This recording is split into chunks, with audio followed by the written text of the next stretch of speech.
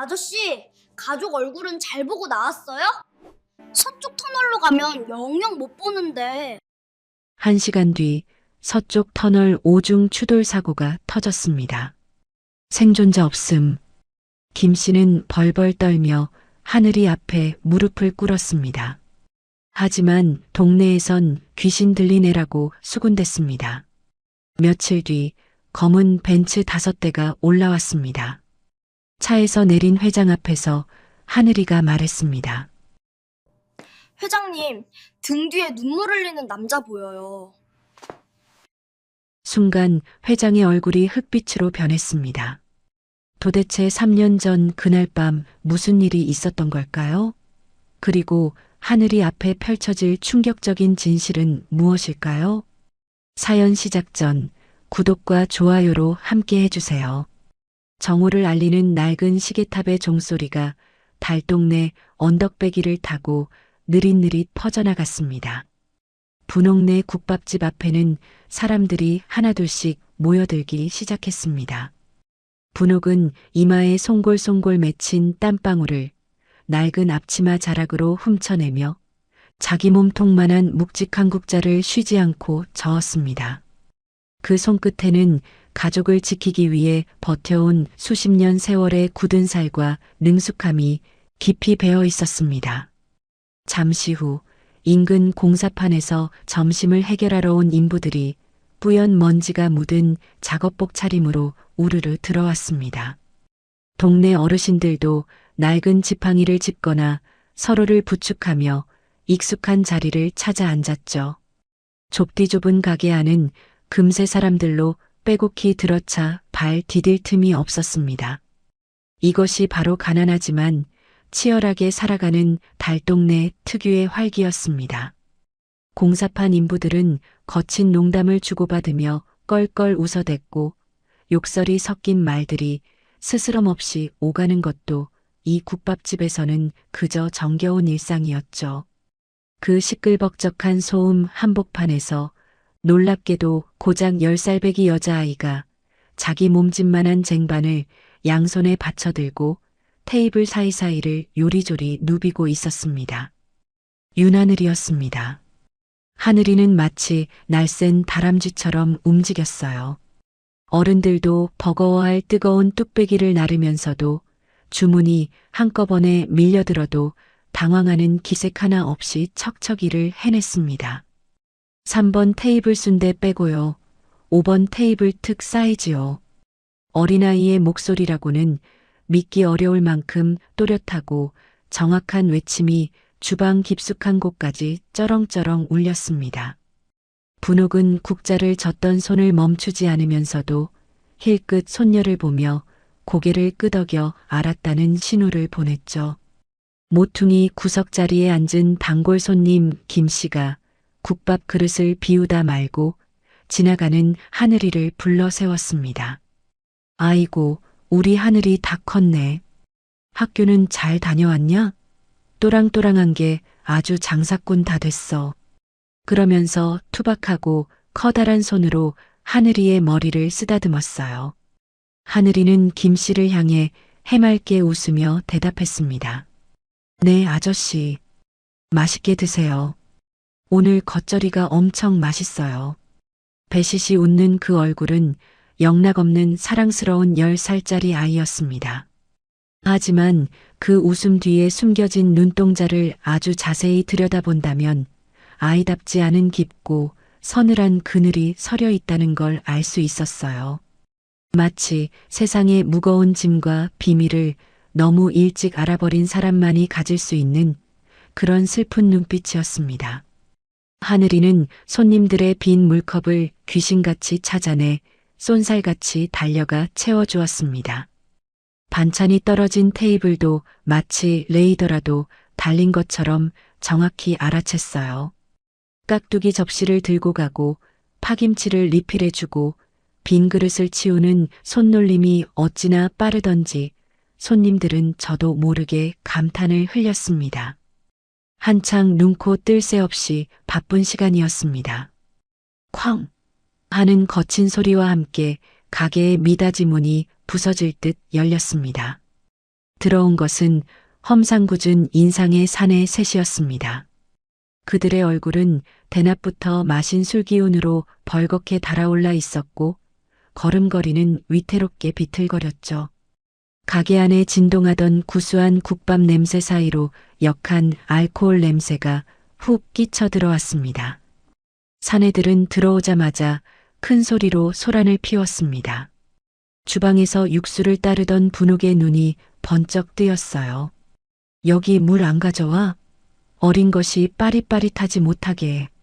우두머리격으로 보이는 사내가 버럭 소리를 질렀습니다. 분옥은 당장이라도 뛰쳐나가고 싶었지만 뚝배기 서너 개가 동시에 끌어 넘치려는 참이었어요. 발이 꼼짝없이 묶여버렸죠. 하늘이가 물병을 들고 사내들에게 다가갔습니다. 탁 소리가 나게 물병을 테이블에 내려놓았어요. 그 순간 우두머리 사내의 손이 번개처럼 뻗어 하늘이의 가녀린 손목을 낚아챘습니다. 야, 너 이 동네에서 유명하다며? 사내가 누런 이빨을 드러내며 웃었습니다.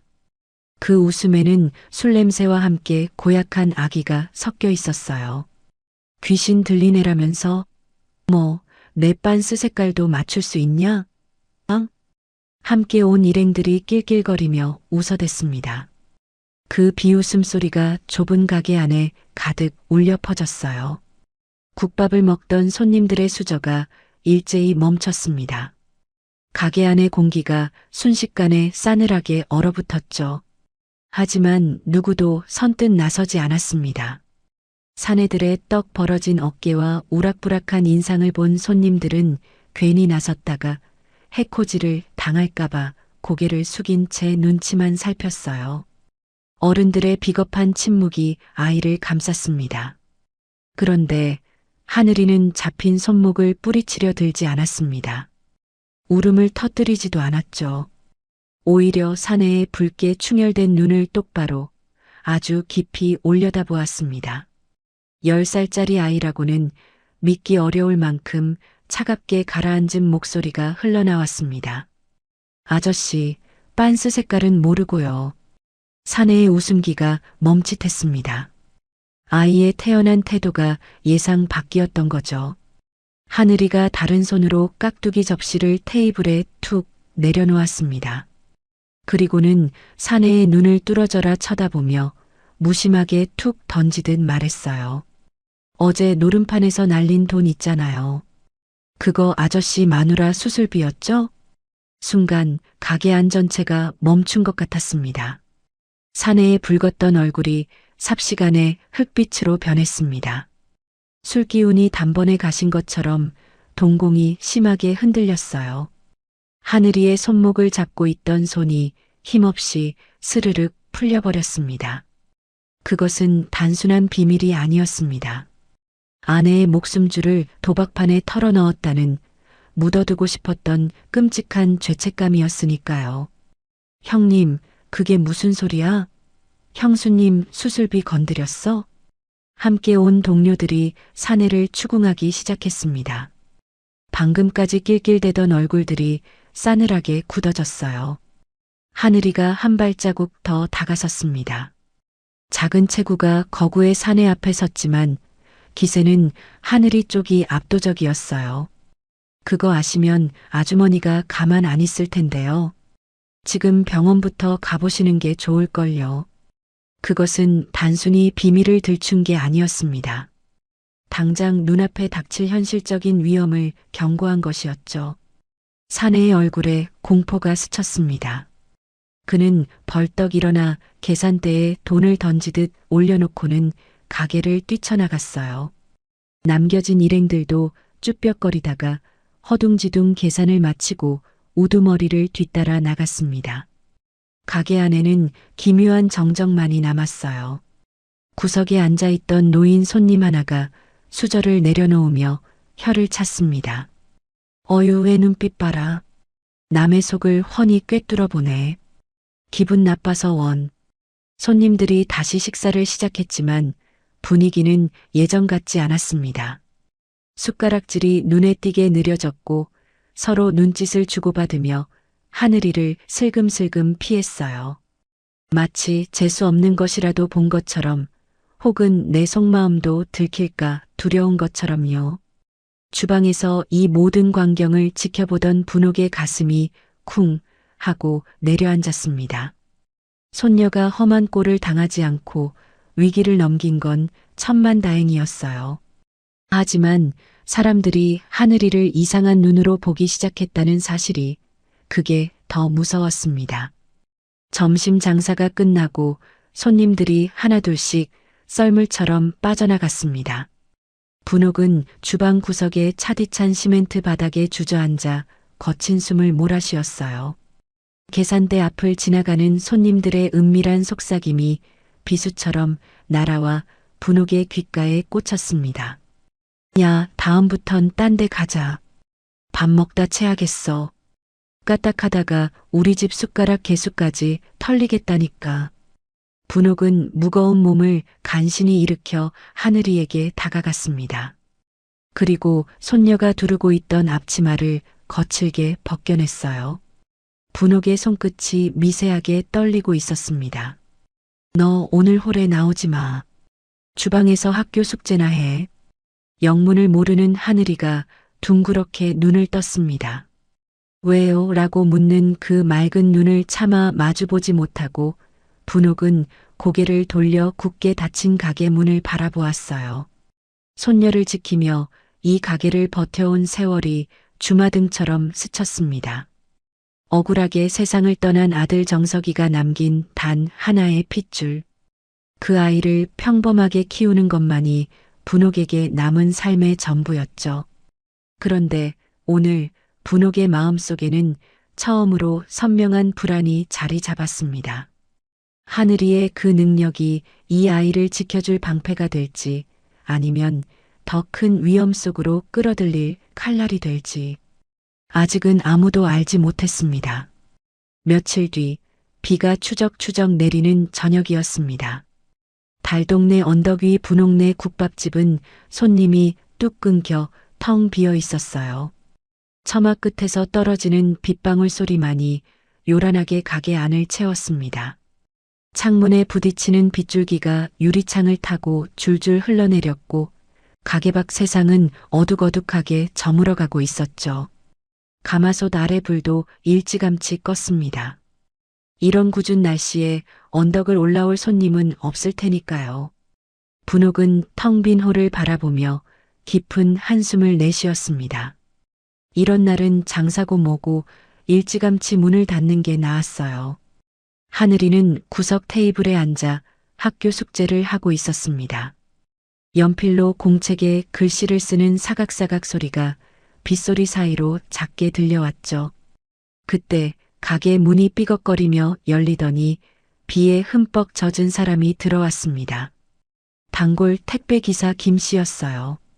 그는 하루 종일 배달을 돌고 온 모양이었습니다.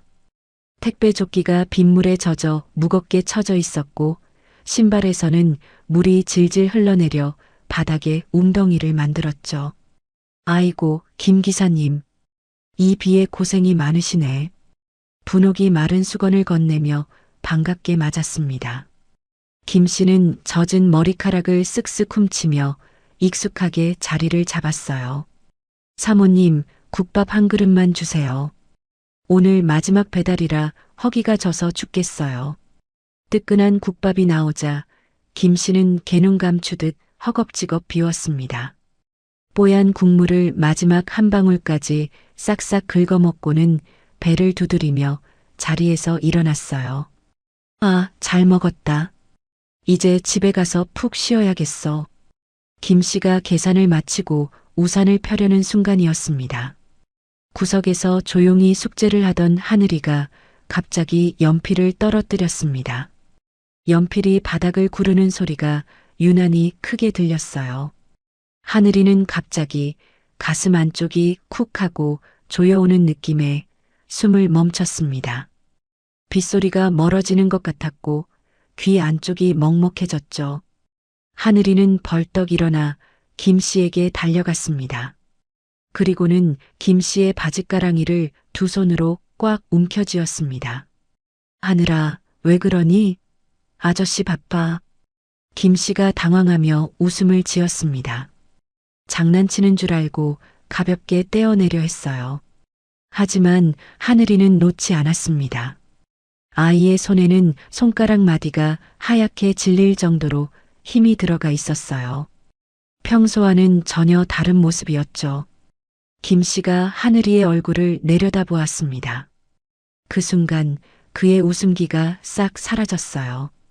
하늘이의 눈동자가 까맣게 가라앉아 있었기 때문입니다.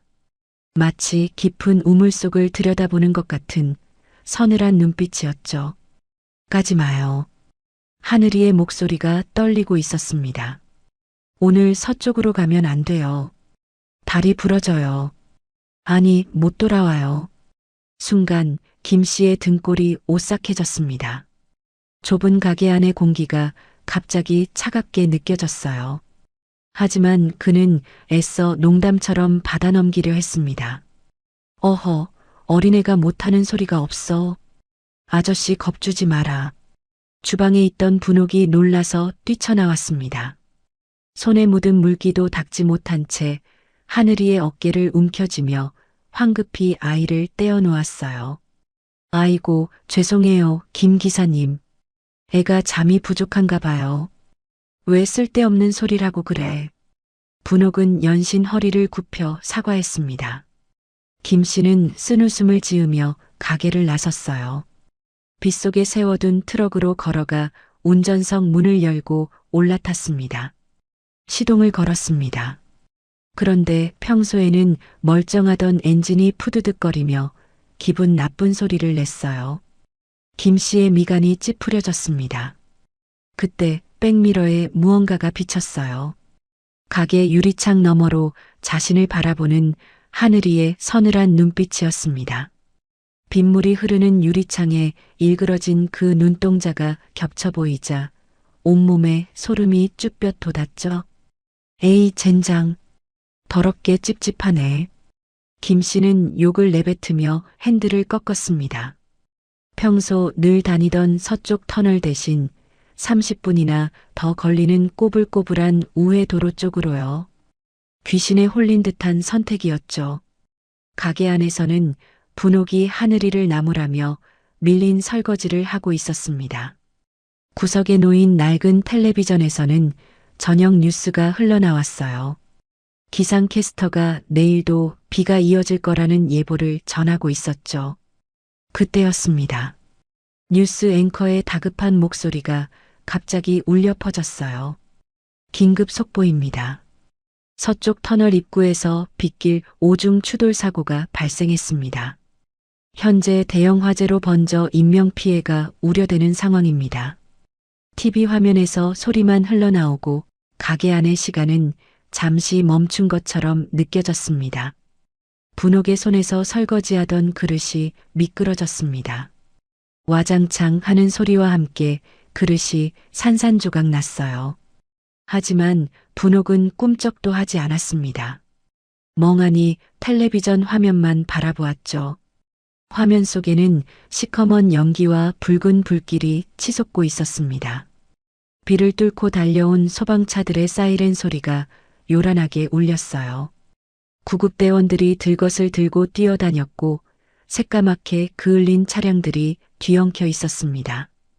아비규환이 따로 없었어요. 앵커의 목소리가 웅웅거리는 이명처럼 들려왔습니다. 분옥의 눈앞에 3년 전 그날 밤이 겹쳐졌어요. 세찬 빗소리, 차가운 영안실의 공기, 그리고 흙투성이가 된 아들의 차가운 손. 사고가 났습니다. 정석 씨가 귓가에 울리는 환청에 분옥의 다리에서 힘이 스르르 빠져나갔습니다. 싱크대를 붙잡고 간신히 몸을 지탱했어요. 가슴이 철렁 내려앉는 정도가 아니었습니다. 심장이 쥐어짜이는 것 같았죠. 1시간쯤 지났을까요? 가게 문이 벌컥 열렸습니다. 부서질 듯한 기세로 뛰어들어온 사람은 김 씨였어요. 비에 흠뻑 젖어 생쥐꼴이 된 그는 다리에 힘이 풀린 듯 가게 바닥에 털썩 주저앉았습니다. 하늘이가 하늘이가 날 살렸어. 김 씨의 목소리가 가게 안에 쩌렁쩌렁 울렸습니다. 그는 하늘이에게 기어가다시피 다가가 아이의 작은 손을 두 손으로 꼭 붙잡았어요. 그리고 연신 고개를 숙였습니다. 눈시울이 벌겋게 젖어 있었죠. 내가 그 터널로 갔으면 지금쯤 시체가 됐을 거야. 하늘이가 살려줬어. 그 광경을 가게에 남아있던 동네 사람 몇몇이 목격했습니다. 그들의 눈이 휘둥그레졌어요. 입을 다물지 못하고 서로의 얼굴만 번갈아 쳐다보았죠. 그날 밤 이 이야기는 빗줄기를 타고 퍼져나갔습니다. 옆집에서 뒷집으로, 골목에서 골목으로 이야기가 옮겨 다닐 때마다 점점 살이 붙었어요. 달동네 전체가 술렁거리기 시작했습니다. 가게 밖에서 웅성거리는 소리가 들려왔습니다. 사람들이 창문 너머로 안을 기웃거리고 있었어요. 그 눈빛들을 바라보던 분옥은 문득 깨달았습니다. 이것이 바로 아들 정석이를 죽게 만들었던 그 세상의 관심과 같은 종류의 눈빛이라는 것을요. 분옥은 황급히 셔터를 내렸습니다. 가게 문을 걸어 잠그고 하늘이의 손목을 거칠게 잡아 끌었어요. 안방으로 들어간 분옥은 장롱 위에서 먼지가 뽀얗게 쌓인 회초리를 꺼내 들었습니다. 찰싹! 회초리가 하늘이의 종아리를 한 대 내려쳤어요. 그 순간 회초리를 쥔 분옥의 손바닥이 먼저 얼얼하게 저려왔습니다. 때리는 쪽의 손이 더 아픈 듯 분옥의 얼굴이 일그러졌죠. 몇 번 더 허공을 가르던 분옥은 결국 회초리를 내던지며 비명처럼 소리쳤어요. 입 다물라고 했지. 너도 네 아비처럼 죽고 싶어? 왜 할미 말을 안 듣는 거야? 하늘이의 눈에서 눈물이 주르륵 흘러내렸습니다. 종아리가 아파서가 아니었어요. 할머니가 이렇게까지 무너진 이유를 알 수 없어서 서러웠던 겁니다. 분옥이 그 자리에 주저앉아 흐느꼈습니다. 굽은 어깨가 파르르 떨리고 있었어요. 이 동네에서 소문나면 그놈들이 냄새 맡고 온단 말이다. 제발 남들처럼만 살아라. 응? 제발 좀. 하늘이는 울고 있는 할머니의 등 뒤로 조심스럽게 다가갔습니다. 그리고 작은 팔로 할머니의 떨리는 어깨를 안아주었어요. 그 순간 하늘이는 처음으로 깨달았습니다. 자신의 이 능력이 축복이 아니라 저주라는 것을요. 밤새 비는 그치지 않았습니다. 분옥은 잠든 하늘이의 머리맡에 앉아 한숨만 내쉬며 밤을 꼬박 새웠어요. 아이의 평화로운 잠든 얼굴을 바라보며 분옥의 눈에서 마른 눈물이 흘러내렸습니다. 다음 날 아침이 밝았습니다. 분옥이 가게 문을 열자 문 앞에 무언가가 놓여 있었어요. 꼬깃꼬깃 접힌 지폐 몇 장과 사탕 봉지, 시루떡 한 조각이었습니다. 마치 성황당에 바친 재물처럼 덩그러니 놓여 있었죠. 분옥의 얼굴이 창백하게 질렸습니다. 그녀는 대야에 물을 가득 떠와 그것들을 쓸어버렸어요. 그리고 학교 갈 채비를 하는 하늘이에게 신신당부했습니다. 학교 파하면 딴 데 새지 말고 곧장 와야 한다. 누가 말 붙여도 절대 대꾸도 말고. 하늘이는 고개를 끄덕였습니다. 하지만 이미 엎질러진 물이었습니다. 달동네 아기도사의 소문은 분옥의 간절한 바람과는 상관없이 언덕 너머 저 멀리까지 퍼져나가고 있었습니다. 모두가 잠든 깊은 밤이었습니다. 빗소리는 어느새 잦아들었지만 분옥의 눈은 천장만 멍하니 바라보고 있었어요. 어둠 속에서 시계 초침 소리만 똑딱똑딱 귓가를 맴돌았습니다. 옆방에서 하늘이의 고른 숨소리가 들려왔어요. 아이가 깊이 잠든 것을 확인한 분옥은 조심스럽게 몸을 일으켰습니다. 삐걱거리는 마루를 피해 발소리를 죽이며 가게 뒤편 구석진 창고로 향했습니다. 축축한 공기가 코끝을 찔렀어요. 오래된 먼지 냄새와 곰팡이 냄새가 뒤섞여 목구멍이 칼칼해졌습니다. 곰팡이 핀 벽을 등지고 분옥은 무거운 쌀독을 힘겹게 끌어당겼어요. 허리가 삐끗할 것 같았지만 아랑곳하지 않았습니다. 쌀독 아래 바닥을 손끝으로 더듬었어요. 쌀알들 사이로 손끝에 걸리는 것이 있었습니다. 검은 비닐봉지 하나였어요.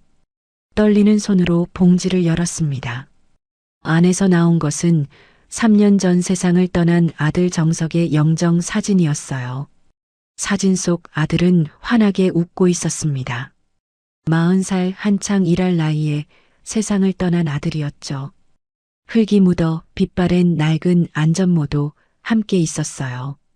분옥은 영정 사진을 가슴에 꼭 끌어안았습니다. 차가운 사진 속 아들의 얼굴을 손가락 끝으로 어루만지며 입술을 깨물었어요. 찬장에서 소주병을 꺼내 한 잔을 따랐습니다. 영정 앞에 조심스럽게 놓았어요. 소주 향이 코끝을 톡 쏘았습니다. 정서가 엄마 왔다. 분옥의 목소리가 갈라졌어요. 3년 전의 기억이 파도처럼 밀려왔습니다. 그날도 비가 내렸어요. 성실하기로 소문난 현장 소장이었던 정석이 퇴근 시간이 한참 지나서야 집에 들어왔습니다. 온몸이 흙투성이었어요. 작업복에는 시멘트 가루가 뒤덮여 있었고 안전모는 한쪽이 찌그러져 있었죠. 정석은 아무 말 없이 식탁 앞에 앉더니 두 손으로 머리를 감싸 쥐었습니다. 이마가 식탁에 쿵 부딪혔어요. 어깨가 파르르 떨리고 있었습니다. 분옥은 놀라서 아들 곁으로 달려갔어요. 정석아, 왜 이래? 뭔 일 있어? 정석이 고개를 들었습니다. 충혈된 눈에 눈물이 그렁그렁 맺혀 있었어요. 그가 분옥의 손을 꽉 잡았습니다. 손이 얼음장처럼 차가웠죠. 엄마, 이대로 건물 올리면 다 죽어. 자재를 너무 빼돌렸어. 철근도 시멘트도 절반밖에 안 들어갔어. 이거 막아야 돼. 분옥은 아들의 손을 맞잡았습니다. 걱정이 앞섰지만 어릴 때부터 정의롭고 고닫던 아들을 믿었어요. 그래, 네 뜻대로 해라. 대신 밥은 꼭 챙겨 먹고 다녀야 한다. 분옥은 아들의 굽은 등을 토닥토닥 두드려 주었습니다. 그게 마지막이 될 줄은 꿈에도 몰랐어요. 며칠 뒤 비가 억수같이 쏟아지던 밤이었습니다. 정석은 내부 고발 자료가 담긴 서류 봉투를 들고 집을 나섰어요. 현관문이 닫히는 소리가 유난히 크게 들렸습니다. 분옥은 왠지 모를 불안함에 잠을 이루지 못했죠. 새벽녘 전화벨이 울렸습니다. 사고가 났습니다. 정석 씨가 사고를 당했습니다. 분옥이 병원에 도착했을 때 아들은 이미 싸늘한 주검이 되어 있었어요. 하얀 천으로 덮인 아들의 얼굴을 보는 순간 분옥의 다리가 꺾였습니다. 세상이 무너져 내리는 것 같았죠. 경찰은 형식적이었습니다. 현장 사진 몇 장을 툭툭 던져놓고는 성의 없는 질문만 늘어놓았어요. 평소에 우울증 같은 건 없었죠? 술은 좀 했나요? 분옥이 아무리 아들이 회사 비리를 고발하려 했다고 누군가에게 협박을 받았다고 호소해도 소용없었습니다. 경찰은 빗길에 발을 헛디뎌 추락한 실족사로 사건을 서둘러 종결지었어요. 부검조차 제대로 이루어지지 않았습니다. 장례식장에는 상명건설 직원들이 찾아왔어요. 그들은 향도 피우지 않았습니다. 검은 양복을 입은 사내가 돈봉투를 빈소 앞에 툭 던졌어요. 술 먹고 발 헛디딘 걸 회사 탓하면 곤란합니다. 산재 처리 안 되니까 이걸로 합의하시죠. 분옥은 그 돈봉투를 집어들어 사내의 얼굴에 내던졌습니다. 오열하며 항의했어요. 그러자 사내의 얼굴이 험악하게 일그러졌습니다. 아줌마, 돈 더 받으려고 시체팔이하는 거야? 적당히 해. 그 끔찍한 모욕을 남기고 그들은 유유히 사라졌습니다. 분옥은 회상에서 깨어났어요. 어느새 두 뺨이 눈물로 흥건하게 젖어 있었습니다. 가슴을 쥐어뜯으며 억눌러왔던 울음을 터뜨렸어요. 내가 널 지켜주지 못했어. 말렸어야 했는데. 목이 찢어질 것 같았지만 소리를 낼 수 없었어요. 하늘이가 깰까봐 입을 틀어막고 흐느꼈습니다. 분옥의 시선이 안전모로 향했습니다. 안전모 안쪽에 검은 테이프로 무언가가 붙어 있었어요. 작은 USB였습니다. 아들이 남긴 유일한 유품이었죠. 사고 직후 분옥은 이 USB를 들고 경찰서로 달려갔었어요. 울며불며 증거라고 제발 봐달라고 사정했습니다. 하지만 경찰의 대답은 냉담했어요. 비밀번호가 걸려 있어서 못 엽니다. 그리고 술 먹고 실족한 건데 이게 무슨 증거가 됩니까? 문전박대였습니다. 그날 이후 이 USB는 분옥에게 아들의 못다한 말이자 건드리면 남은 가족마저 집어삼킬 시한폭탄이 되었어요. 그래서 쌀독 깊숙이 봉인해 두었던 겁니다. 분옥은 눈물을 훔치고 물건들을 다시 비닐봉지에 겹겹이 쌌습니다. 누가 볼세라 쌀독 가장 깊숙한 바닥까지 밀어넣고 그 위에 쌀을 한 줌 한 줌 꾹꾹 눌러 덮었죠. 하얀 쌀알들 속에 아들의 억울함이 파묻혔습니다. 내 새끼 억울해서 어쩌나. 그래도 하늘이는 내가 지킬게. 이 지옥 같은 건 나 혼자 안고 간다. 쌀독 뚜껑을 덮는 분옥의 손이 파르르 떨렸습니다. 새벽 4시쯤이었어요. 가게 문 셔터 틈으로 뭔가가 스르륵 밀려 들어오는 소리가 났습니다. 분옥은 화들짝 놀라 밖으로 나갔어요. 바닥에 종이 뭉치가 떨어져 있었습니다. 밖에는 아무도 없었어요. 새벽 공기가 싸늘하게 피부를 파고들었습니다. 종이를 집어들어 펼쳐보았어요. 상명건설 주간, 달동네 재개발 구역 확정 및 퇴거 안내문이었습니다. 분옥의 눈이 안내문 하단으로 향했어요. 붉은 직인이 선명하게 찍혀 있었습니다. 상명건설 회장 최상균. 아들을 죽음으로 몰고 간 원수의 이름이었어요. 분옥의 손에서 종이가 구겨졌습니다. 손톱이 손바닥을 파고들 정도로 주먹을 꽉 쥐었어요. 온몸이 부들부들 떨렸습니다. 그놈들이 기어이 이 삶의 터전까지 뺏으러 온 것이었습니다. 아침이 밝았습니다. 하늘이가 학교 갈 준비를 하며 방에서 나왔어요. 분옥은 아무렇지 않은 척 밥상을 차렸습니다. 밤새 울어 퉁퉁 부은 눈을 들키지 않으려 고개를 숙인 채 반찬을 놓았죠. 하늘이의 옷매무새를 고쳐주며 평소보다 더 꼼꼼하게 챙겼습니다. 단추를 하나하나 잠가주고 구겨진 옷깃을 바로잡아 주었어요. 손끝이 덜덜 떨리는 것을 애써 감추었습니다. 하늘아, 학교 끝나면 딴 데 새지 말고 곧장 와야 한다. 알았지? 하늘이는 할머니의 붉어진 눈시울을 보았습니다. 평소와 다른 불안한 기운이 느껴졌어요. 하지만 모르는 척 밝게 웃었습니다. 네, 할머니. 하늘이가 집을 나선 뒤 분옥은 가게 문을 열지 않았습니다. 대신 금일 휴업이라고 적힌 낡은 팻말을 문에 걸었어요.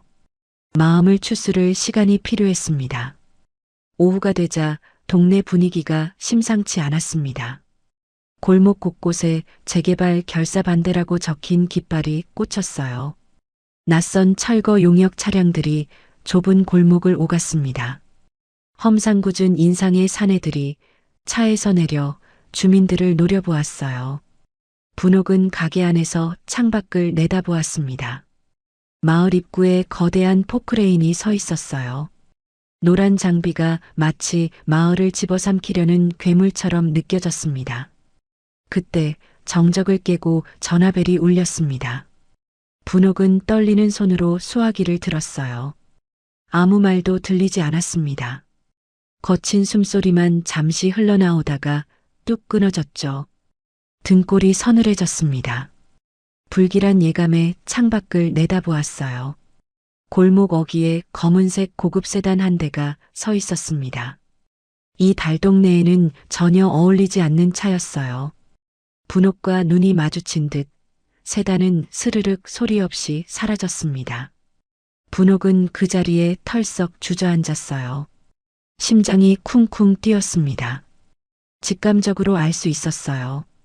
이제 물러설 곳이 없다는 것을, 그리고 놈들이 벌써 자신과 하늘이를 지켜보고 있다는 것을요. 며칠 후 평화롭던 달동네 입구로 육중한 엔진 소리가 굴러 들어왔습니다. 검은색 고급 세단 5대가 줄지어 좁은 골목을 밀어젖히듯 올라왔어요. 번쩍번쩍 광이 나는 차체가 햇빛을 받아 눈이 부실 정도였습니다. 낡은 판잣집들, 금이 간 시멘트 담벼락들과 너무나 대비되는 모습이었죠. 좁은 골목길에 고급 세단이라니 마치 다른 세상에서 온 것 같았어요. 동네 사람들이 길가로 황급히 비켜서며 웅성거렸습니다. 빨래를 널던 아주머니는 손을 멈추고 멍하니 바라봤어요. 담배를 피우던 노인은 황급히 고개를 숙였습니다. 아이들은 엄마 손에 이끌려 집 안으로 끌려 들어갔어요. 누군가는 숨을 삼켰고 누군가는 서둘러 집 안으로 몸을 숨겼죠. 가장 앞에 선 차의 뒷문이 열렸습니다. 윤기가 자르르 흐르는 검은 구두 한 켤레가 먼저 보였어요. 그 구두가 질척이는 진흙 바닥을 밟았습니다. 차에서 내린 사람은 60줄에 접어든 사내였어요. 고급 캐시미어 코트를 걸치고 있었고 손가락마다 굵직한 금반지가 번들거렸습니다. 눈빛은 차갑고 오만했죠. 상명건설 회장 최상균이었습니다. 최 회장은 구두에 진흙이 묻자 기겁을 했어요. 얼굴이 험악하게 일그러지며 옆에 서 있던 비서에게 버럭 소리쳤습니다. 김 비서, 소금 가져와. 재수옴 붓겠어. 비서가 허둥지둥 주머니에서 작은 봉지를 꺼냈어요. 미리 준비해둔 굵은 소금이었습니다. 비서는 허리를 깊이 굽혀 회장의 구두에 소금을 황급히 뿌렸죠. 최 회장은 그제야 인상을 펴며 고개를 끄덕였습니다. 최 회장은 손수건으로 코를 막고 동네를 천천히 둘러보았어요. 혀를 차며 얼굴을 찡그렸습니다. 음기가 너무 세. 냄새나고 귀신 나오기 딱 좋은 터야. 손 좀 봐야겠어. 그 순간 국밥집 앞을 청소하던 분옥이 고개를 번쩍 들었습니다. 그 목소리, 그 얼굴, 3년 전 뉴스에서 봤던 바로 그 얼굴이었어요.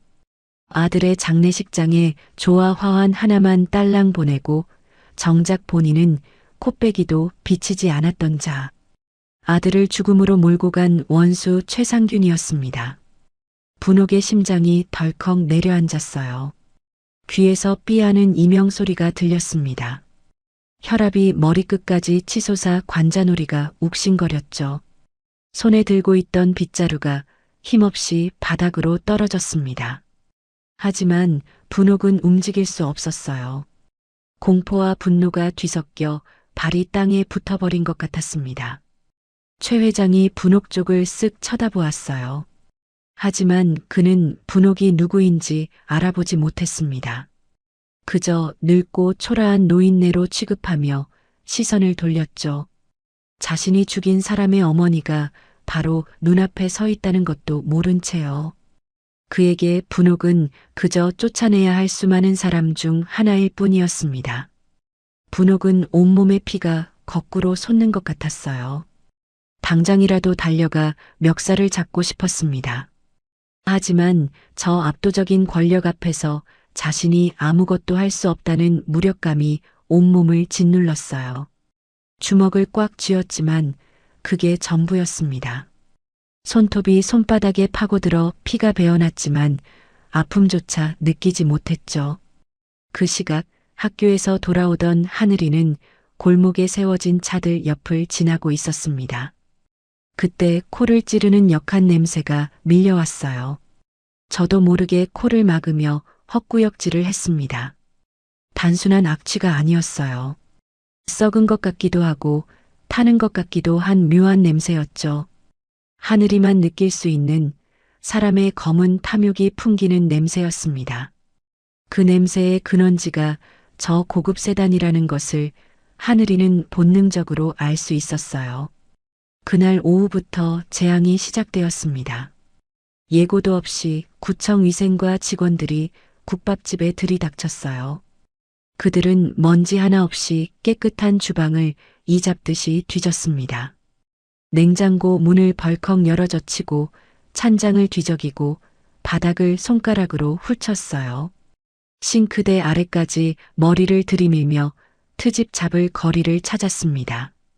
분명 아무 문제도 없었는데 그들은 마치 짜맞춘 듯 문제를 만들어냈어요. 위생 상태가 엉망이네. 식자재 보관이 잘못됐어. 이거 다 폐기해야 해. 분옥이 다급하게 항의했어요. 오늘 아침에 들어온 싱싱한 재료예요. 다 확인해 보세요. 하지만 공무원은 들은 척도 하지 않았습니다. 미리 준비해 온 듯한 영업 정지 경고장을 가게 입구에 척 붙였어요. 노란 종이가 유리문에 착 달라붙었습니다. 수십 년간 단 한 번도 받아본 적 없는 경고장이었죠. 뒤이어 소방서 직원들이 우르르 들어왔습니다. 소방시설 미비로 영업 정지 대상입니다. 분옥은 알 수 있었어요. 이것이 단순한 점검이 아니라는 것을요. 누군가의 지시에 의한 조직적인 말살 작전이었습니다. 학교에서 돌아온 하늘이는 엉망이 된 가게를 보았습니다. 뒤집어진 그릇들, 바닥에 널브러진 식자재들, 쏟아진 양념통들, 그리고 그 한가운데 주저앉아 넋이 나간 할머니가 있었어요. 하늘이는 할머니에게 달려갔습니다. 책가방을 내팽개치고 할머니 곁에 무릎을 꿇었어요. 할머니, 괜찮아요?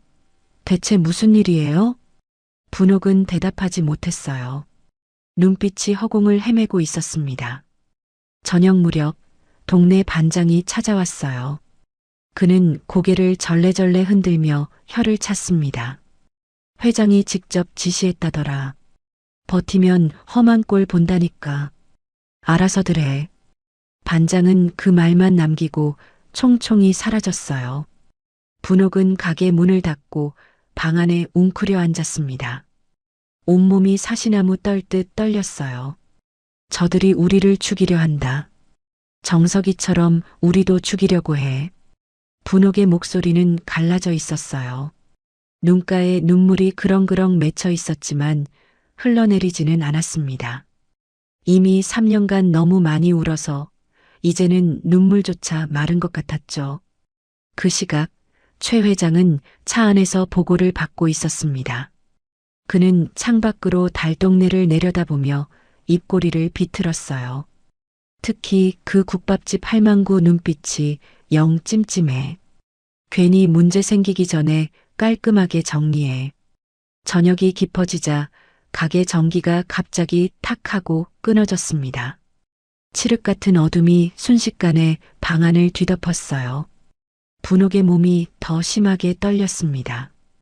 이가 딱딱 부딪히는 소리가 어둠 속에 울렸어요.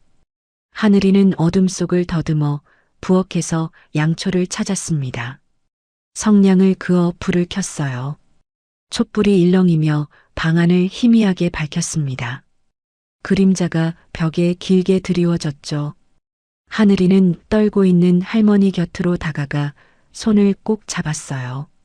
할머니의 손이 얼음장처럼 차가웠습니다. 창밖으로 재개발 사무실의 불빛이 보였어요. 온 동네가 암흑인데 그곳만 환하게 빛나고 있었습니다. 하늘이는 깨달았어요. 이 모든 일이 낮에 본 그 아저씨, 썩은 냄새가 진동하던 그 사람 때문이라는 것을요. 두려움이 밀려왔습니다. 하지만 그보다 더 강한 무언가가 가슴속에서 꿈틀거렸어요. 가족을 지켜야 한다는 본능이었습니다. 하늘이는 할머니의 떨리는 어깨를 감싸 안았어요. 10살짜리 아이라고는 믿기 어려운 단단한 눈빛으로 말했습니다. 할머니, 떨지 마. 저 아저씨가 더 무서워서 저러는 거야. 나쁜 짓 한 사람은 다 저렇게 무서워해. 그때였습니다. 밖에서 와장창 하는 소리가 들렸어요. 돌멩이 하나가 날아와 가게 유리창을 박살냈습니다. 유리 조각이 사방으로 튀었어요. 분옥이 본능적으로 하늘이를 끌어안아 감쌌습니다. 유리 파편이 분옥의 등에 떨어졌지만 그녀는 오직 손녀를 보호하는 데만 집중했어요. 깨진 유리 조각 사이로 쪽지 하나가 떨어져 있었어요. 하늘이가 조심스럽게 그것을 집어들었습니다. 붉은 글씨로 섬뜩한 경고가 적혀 있었어요. 좋은 말 할 때 당장 비워. 다음엔 돌멩이가 아니라 불덩이다. 분옥과 하늘이는 서로를 부둥켜 안았습니다. 밖에서는 다시 비가 내리기 시작했어요. 빗소리가 깨진 창문 틈으로 스며들었습니다. 차가운 바람이 방 안으로 밀려 들어왔죠. 그날 밤 분옥은 깨달았어요. 이번에는 숨을 곳도 물러설 곳도 없다는 것을요. 3년 전처럼 당하고만 있을 수는 없었습니다. 하지만 맞서 싸우려면 무엇이 필요할까요? 분옥의 머릿속에 창고 깊숙이 숨겨둔 그것이 떠올랐습니다. 아들이 목숨 바쳐 지키려 했던 그 증거가요. 다음 날 아침이었습니다. 굉음과 함께 검은 세단들이 다시 골목을 올라왔어요. 엔진 소리가 좁은 골목에 울려 퍼졌습니다. 최 회장이 비서진과 험상궂은 용역 깡패들을 대동하고 직접 국밥집 앞마당에 나타났어요. 용역들은 하나같이 어깨가 떡 벌어지고 눈빛이 사나웠습니다. 문신이 새겨진 팔뚝을 드러내며 가게 안으로 거침없이 들어왔어요. 불법 적침을 철거한다. 다 꺼내. 용역들이 고함을 지르며 집기들을 밖으로 끌어내기 시작했습니다. 테이블이 쓰러지고 의자가 날아갔어요. 뚝배기들이 와장창 깨지는 소리가 연달아 울렸습니다. 수십 년간 정성껏 모아온 살림살이들이 눈앞에서 부서져 나갔어요. 벽에 걸린 가온 액자도 손님들이 남긴 감사 메모가 붙어있던 게시판도 모두 바닥에 내팽개쳐졌습니다. 법을 핑계로 한 합법적인 폭력이었습니다. 항의해봤자 소용없었죠. 분옥이 맨발로 뛰쳐나왔습니다. 신발 신을 겨를도 없었어요. 차가운 시멘트 바닥에 맨발이 닿았지만 아픔도 느끼지 못했습니다. 분옥은 최 회장 앞에 무릎을 꿇었어요. 거친 땅바닥에 무릎뼈가 닿으며 욱신거렸지만 개의치 않았습니다. 아이고 회장님, 한 번만 봐주세요. 이 늙은 게 손녀랑 어디 갈 데가 있겠습니까? 제발 살려주세요. 분옥의 목소리가 갈라졌습니다. 눈물이 주름진 볼을 타고 흘러내렸어요. 하지만 최 회장은 눈길 한 번 주지 않았습니다. 마치 길에 떨어진 쓰레기를 보듯 무심하게 시선을 돌렸죠. 분옥이 용역의 바짓가랑이를 붙잡았어요. 용역은 귀찮다는 듯 팔을 거칠게 뿌리쳤습니다. 분옥이 힘없이 바닥에 나뒹굴었어요. 65된 늙은 몸이 차가운 땅바닥에 내팽개쳐졌습니다. 팔꿈치가 까지며 피가 배어났지만 누구도 거들떠보지 않았어요. 그때였습니다. 하늘이가 주저앉은 할머니 앞을 가로막았어요. 작은 체구가 거구의 남자들 앞에 섰습니다. 그리고 하늘이는 최 회장을 뚫어지게 쳐다보았어요. 하늘이의 눈빛이 너무나 고요했습니다. 주변의 소란이 멈춘 듯한 착각이 들 정도였어요. 용역들의 고함 소리도 물건 부서지는 소리도 순간 멀어지는 것 같았죠. 오직 하늘이의 까만 눈동자만이 최 회장을 향해 있었습니다. 하늘이가 낮은 목소리로 말했어요. 회장님, 밤마다 가슴 쥐어뜯으시죠? 숨도 못 쉴 만큼요. 최 회장의 얼굴이 굳었습니다. 인상을 찡그리며 물었어요. 뭐야, 저거? 하늘이가 덤덤하게 말을 이었습니다. 약 먹어도 소용없을걸요. 당신이 삼킨 돈이 뱃속에서 썩고 있거든요. 그 썩은 내가 여기까지 나요. 순간 최 회장의 눈동자가 흔들렸어요. 숨겨왔던 심장병과 비자금 문제를 10살짜리 아이가 정확히 짚어낸 것이었습니다. 등골이 서늘해지는 것을 느꼈죠. 주변 사람들은 아무도 모르는 비밀이었어요. 가족에게도 숨겨온 일이었습니다. 최 회장은 애써 당황함을 감추며 소리쳤습니다. 이 건방진 꼬맹이가 뭐라는 거야? 하지만 목소리가 떨리고 있었어요. 최 회장은 황급히 차에 올라탔습니다. 마치 도망치듯 세단은 골목을 빠져나갔어요. 그날 오후였습니다. 최 회장의 지시를 받은 비서실장이 손님인 척 가게로 들어왔어요. 하늘이의 능력이 진짜인지 확인하라는 명령을 받은 것이었습니다. 비서실장은 모퉁이 자리에 앉아 국밥을 시켰어요. 그리고 홀을 돌아다니는 하늘이를 슬금슬금 관찰했습니다. 얘야, 너 신기가 있다며? 사람 속을 꿰뚫어 본다면서? 비서실장이 은근슬쩍 물었어요. 하늘이는 국밥 그릇을 테이블에 내려놓으며 대뜸 물었습니다. 아저씨, 주머니에 있는 그 여자 협박 문자, 사모님이 알면 어쩌려고요? 비서실장의 얼굴이 사색이 되었어요. 손에 들고 있던 숟가락이 딸그락 소리를 내며 바닥에 떨어졌습니다. 어젯밤 내 연녀에게서 온 협박 문자를 이 아이가 정확히 맞춘 것이었어요. 아무에게도 말하지 않은 비밀이었습니다. 비서실장은 혼비백산하여 자리에서 벌떡 일어났어요. 국밥값도 내지 않고 가게를 뛰쳐나갔습니다. 다리가 후들거려 몇 번이나 비틀거렸어요. 가게 밖으로 나온 그는 벽에 등을 기대고 거칠게 숨을 몰아쉬었습니다. 그리고 곧바로 최 회장에게 전화를 걸었어요. 회장님, 우연이라고 보기엔 너무 정확합니다. 저 아이는 진짜예요. 보고를 받은 최 회장은 극심한 공포에 휩싸였습니다. 저 아이가 자신의 더 깊은 비밀까지 알고 있으면 어쩌지. 3년 전 윤정석을 처리하라고 지시했던 일. 그것까지 알고 있다면 끝장이었어요. 최 회장의 얼굴이 험악하게 일그러졌습니다. 입을 막아야 해. 오늘 밤 확실히 겁줘서 쫓아내. 그날 밤이었습니다. 가게 셔터가 요란하게 흔들렸어요. 쿵쿵쿵. 누군가 주먹으로 두드리는 소리가 났습니다. 분옥과 하늘이는 서로를 껴안고 구석으로 몸을 움츠렸어요. 그러더니 셔터가 벌컥 열리며 용역들이 들이닥쳤습니다. 손전등 불빛이 어둠을 가르며 휘저었어요. 그들의 손에는 빨간 라카 스프레이가 들려 있었습니다. 쉭, 스프레이 소리가 가게 안을 가득 채웠어요. 용역들은 벽과 테이블, 메뉴판에 닥치는 대로 붉은색을 휘갈겼습니다.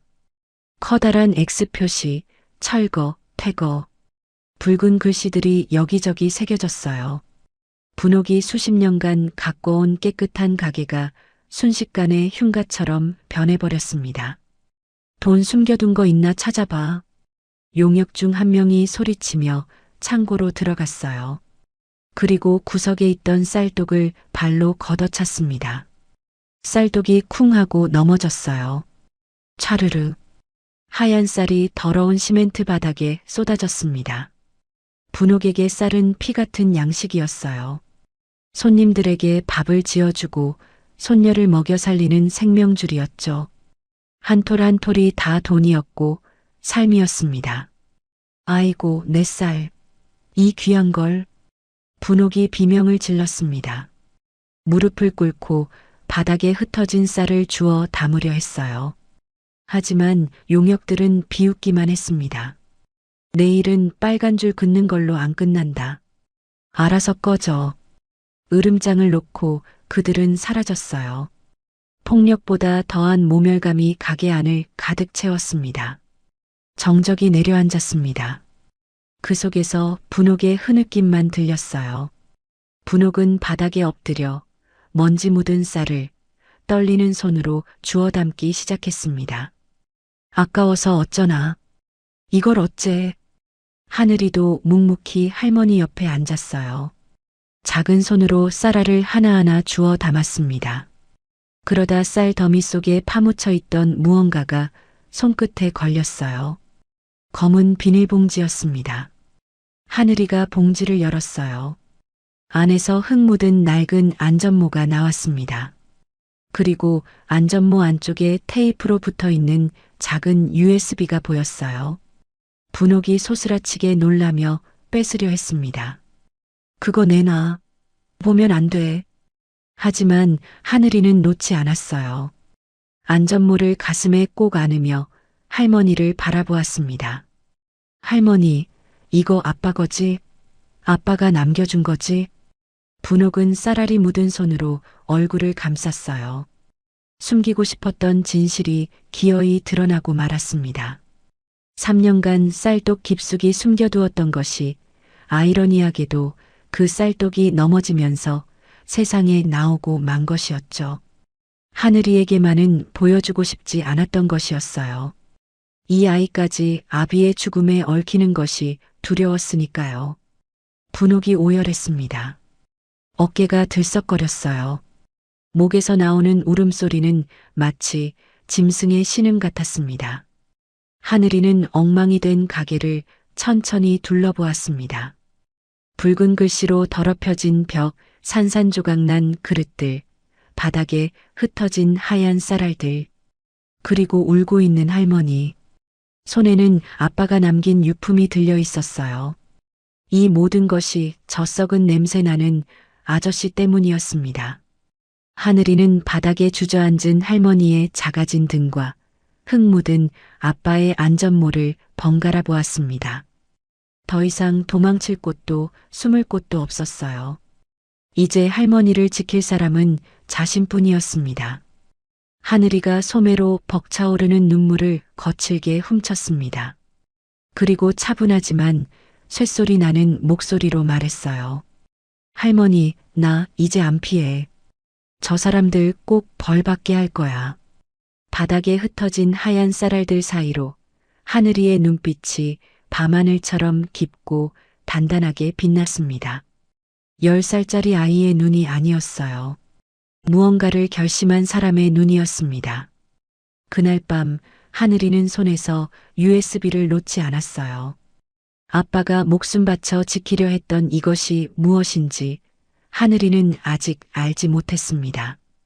하지만 이것이 모든 것을 바꿀 열쇠라는 것만은 느낄 수 있었어요. 다음 날 아침이었습니다. 분옥과 하늘이는 엉망이 된 가게를 묵묵히 정리하고 있었어요. 붉은 라카 자국을 젖은 걸레로 문지르고 깨진 그릇 조각을 빗자루로 쓸어 담았습니다. 아무리 닦아도 벽에 새겨진 철거라는 글자는 지워지지 않았어요. 손바닥이 빨갛게 부르트도록 문질러도 붉은 글씨는 꿈쩍도 하지 않았습니다. 그때 가게 문이 조심스럽게 열렸습니다. 양복을 빳빳하게 차려입은 남자가 들어왔어요. 최 회장의 비서였습니다. 그는 주변을 한번 훑어본 뒤 분옥과 하늘이 앞에 명함을 내밀었어요. 회장님이 조용히 뵙기를 청합니다. 비서의 목소리가 낮게 깔렸습니다. 애만 오면 됩니다. 잠시 뜸을 들인 뒤 그가 덧붙였어요. 그럼 가게 문제는 다시 생각해 보시겠답니다. 분옥의 얼굴이 사색이 되었습니다. 손에 들고 있던 걸레가 바닥에 떨어졌어요. 분옥은 비서의 팔을 붙잡고 매달렸습니다. 안 된다. 절대 안 된다. 아직 전리도 다 안 빠진 애야. 내 눈에 흙이 들어가도 못 보낸다. 분옥의 목소리가 갈라졌어요. 온몸이 사시나무처럼 떨리고 있었습니다. 비서는 무표정하게 분옥의 손을 떼어내며 말했어요. 생각해 보십시오. 내일까지 연락 주시면 됩니다. 비서가 떠난 뒤 분옥은 그 자리에 주저앉았습니다. 하늘이가 할머니 곁으로 다가왔어요. 그리고 분옥의 떨리는 손을 제 작은 두 손으로 감쌌습니다. 할머니, 나 다녀올게. 호랑이 잡으려면 호랑이 굴로 들어가야지. 나 믿지? 분옥은 고개를 저었습니다. 안 된다고 절대 안 된다고 울먹였어요. 하지만 하늘이의 눈빛은 이미 무언가를 결심한 사람의 것이었습니다. 약속 시간이 되기 전 하늘이는 아빠의 USB를 품에 안고 뒷문으로 몰래 빠져나갔어요. 목적지는 달동네에서 버스로 1시간 거리에 있는 낡은 건물이었습니다. 인권 변호사 박선일의 사무실이었죠. 사무실 문을 열자 퀴퀴한 냄새가 코를 찔렀어요. 먼지가 쌓인 책장, 바닥에 널브러진 서류들, 컵라면 용기가 산더미처럼 쌓인 허름한 책상. 그 앞에서 박선일이 머리를 쥐어뜯고 있었습니다. 눈 밑에는 짙은 그늘이 져 있었고 수염은 덥수룩하게 자라 있었어요. 양복은 구겨질 대로 구겨져 있었습니다. 3년 전 친구 윤정석을 지키지 못했다는 죄책감에 폐인처럼 살고 있는 것이었어요. 아저씨, 하늘이가 조심스럽게 불렀어요. 선일이 고개를 들었습니다. 하늘이는 품에서 USB를 꺼내 그의 앞에 내밀었어요. 선일의 눈이 휘둥그레졌습니다. 이거 정석이 거잖아. 경찰이 분실했다고 했던 건데. 그의 손이 파르르 떨렸어요. 황급히 낡은 노트북을 열어 USB를 연결했습니다. 하지만 화면에 암호 입력창이 떴어요. 선일이 이것저것 입력해 보았지만 모두 틀렸습니다. 화면에 입력 횟수 초과 임박이라는 경고창이 떴어요. 한 번만 더 틀리면 USB가 영영 잠겨버릴 판이었습니다. 선일이 절망에 빠져 머리를 감싸쥐었어요. 그때 하늘이가 까치발을 들고 키보드 앞으로 다가왔습니다. 051호요. 제 생일이에요. 하늘이가 나직이 중얼거렸습니다. 아빠는 항상 그랬어요. 내 생일이 세상에서 제일 중요한 날이라고. 비밀번호는 다 내 생일이었어요. 하늘이의 작은 손가락이 떨리며 숫자를 하나씩 눌렀습니다. 딸깍, 딸깍, 딸깍. 그리고 엔터키를 쳤죠. 띵동하는 경쾌한 알림음과 함께 잠금이 해제되었습니다. 그 문구와 함께 화면이 바뀌었습니다. 폴더가 열리며 수십 개의 파일이 쏟아졌어요. 상명건설의 비자금 장부, 부실공사 현장 사진, 녹취 파일들. 아빠가 목숨 걸고 모아둔 증거들이 화면 가득 펼쳐졌습니다. 철근이 빠진 건물 골조 사진, 뇌물을 주고받는 장면이 담긴 동영상, 숫자가 빼곡히 적힌 비자금 장부. 이 모든 것을 아빠가 혼자서 모았던 것이었어요. 선일의 눈에서 눈물이 흘러내렸어요. 정서가, 이 미련한 놈아, 딸내미 생일을 비밀번호로 해놓고 혼자 가버리면 어떡하냐. 하늘이도 코를 훌쩍였습니다. 아빠의 흔적 앞에서 눈물이 멈추지 않았어요. 하지만 울고 있을 시간이 없었습니다. 선일이 눈물을 닦으며 벌떡 일어났어요. 이거면 법으로 놈을 잡을 수 있어. 재판 걸자. 하지만 하늘이는 고개를 저었습니다. 법은 너무 느려요. 아저씨, 재판하는 3년 동안 우리 동네는 다 밀리고 할머니는 병나서 죽을 거예요. 당장 멈추게 해야 해요. 하늘이의 눈은 또렷했지만 물기가 어려 있었어요. 그 눈으로 선일을 똑바로 바라보며 말했습니다. 내가 그 사람 눈을 가릴 테니 아저씨는 덫을 놔요. 그 사람 욕심을 이용해요. 선일이 펄쩍 뛰었어요. 너무 위험해. 넌 어린애야. 하지만 하늘이의 눈빛은 흔들리지 않았습니다. 결국 선일은 한숨을 내쉬며 계획을 세우기 시작했어요. 최 회장의 탐욕을 이용해 함정에 빠뜨릴 방법을요. 가짜 해외 투자처 자료를 급조하기 시작했습니다. 유령 회사 서류, 가짜 수익률 보고서, 그럴듯한 투자 제안서를 만들었어요. 하늘이는 선일이 알려주는 어려운 단어들을 필사적으로 외웠습니다. 상장 폐지, 비트코인, 뜻도 모르는 단어들을 무당이 주문 외우듯 중얼거렸어요. 하지만 10살짜리 아이에게는 너무나 버거운 것들이었습니다. 하늘이가 머리를 감싸주며 괴로워했어요. 아저씨, 말이 너무 어려워요. 머리가 깨질 것 같아요. 그 모습을 보는 선일의 가슴이 미어졌습니다. 한창 뛰어놀아야 할 아이에게 사기꾼의 대본을 외우게 하다니 자신이 한심했어요. 몇 시간이 흘렀습니다. 하늘이가 소파 구석에 웅크려 쪽잠이 들었어요. 잠든 얼굴은 영락없는 10살짜리 꼬마였습니다. 볼에는 아직 아기살이 남아 있었고 입이 살짝 벌어져 있었어요. 선일은 낡은 담요를 꺼내 아이에게 덮어주었습니다. 미안하다. 어른들이 못나서 네가 이 고생이다. 날이 어둑해지고 하늘이가 눈을 떴어요. 선일이 작은 물건 하나를 하늘이의 주머니에 넣어주었습니다. 초소형 녹음기였어요. 이게 네 부적이야. 위험하면 무조건 소리 질러. 아저씨가 경찰 달고 쳐들어갈 테니까. 검은 세단이 가게 앞에 도착했습니다. 하늘이를 데리러 온 것이었어요. 분옥은 하늘이를 끌어안고 놓아주지 않았습니다. 하지만 하늘이가 조용히 할머니의 품에서 빠져나왔어요. 차에 오르는 하늘이의 뒷모습을 보며 분옥은 대문 기둥을 붙잡고 주저앉았습니다. 차가 보이지 않을 때까지 통곡이 멈추지 않았어요. 아들을 잃은 것도 모자라 이제 손녀마저 그 악마의 손에 보내야 하다니요.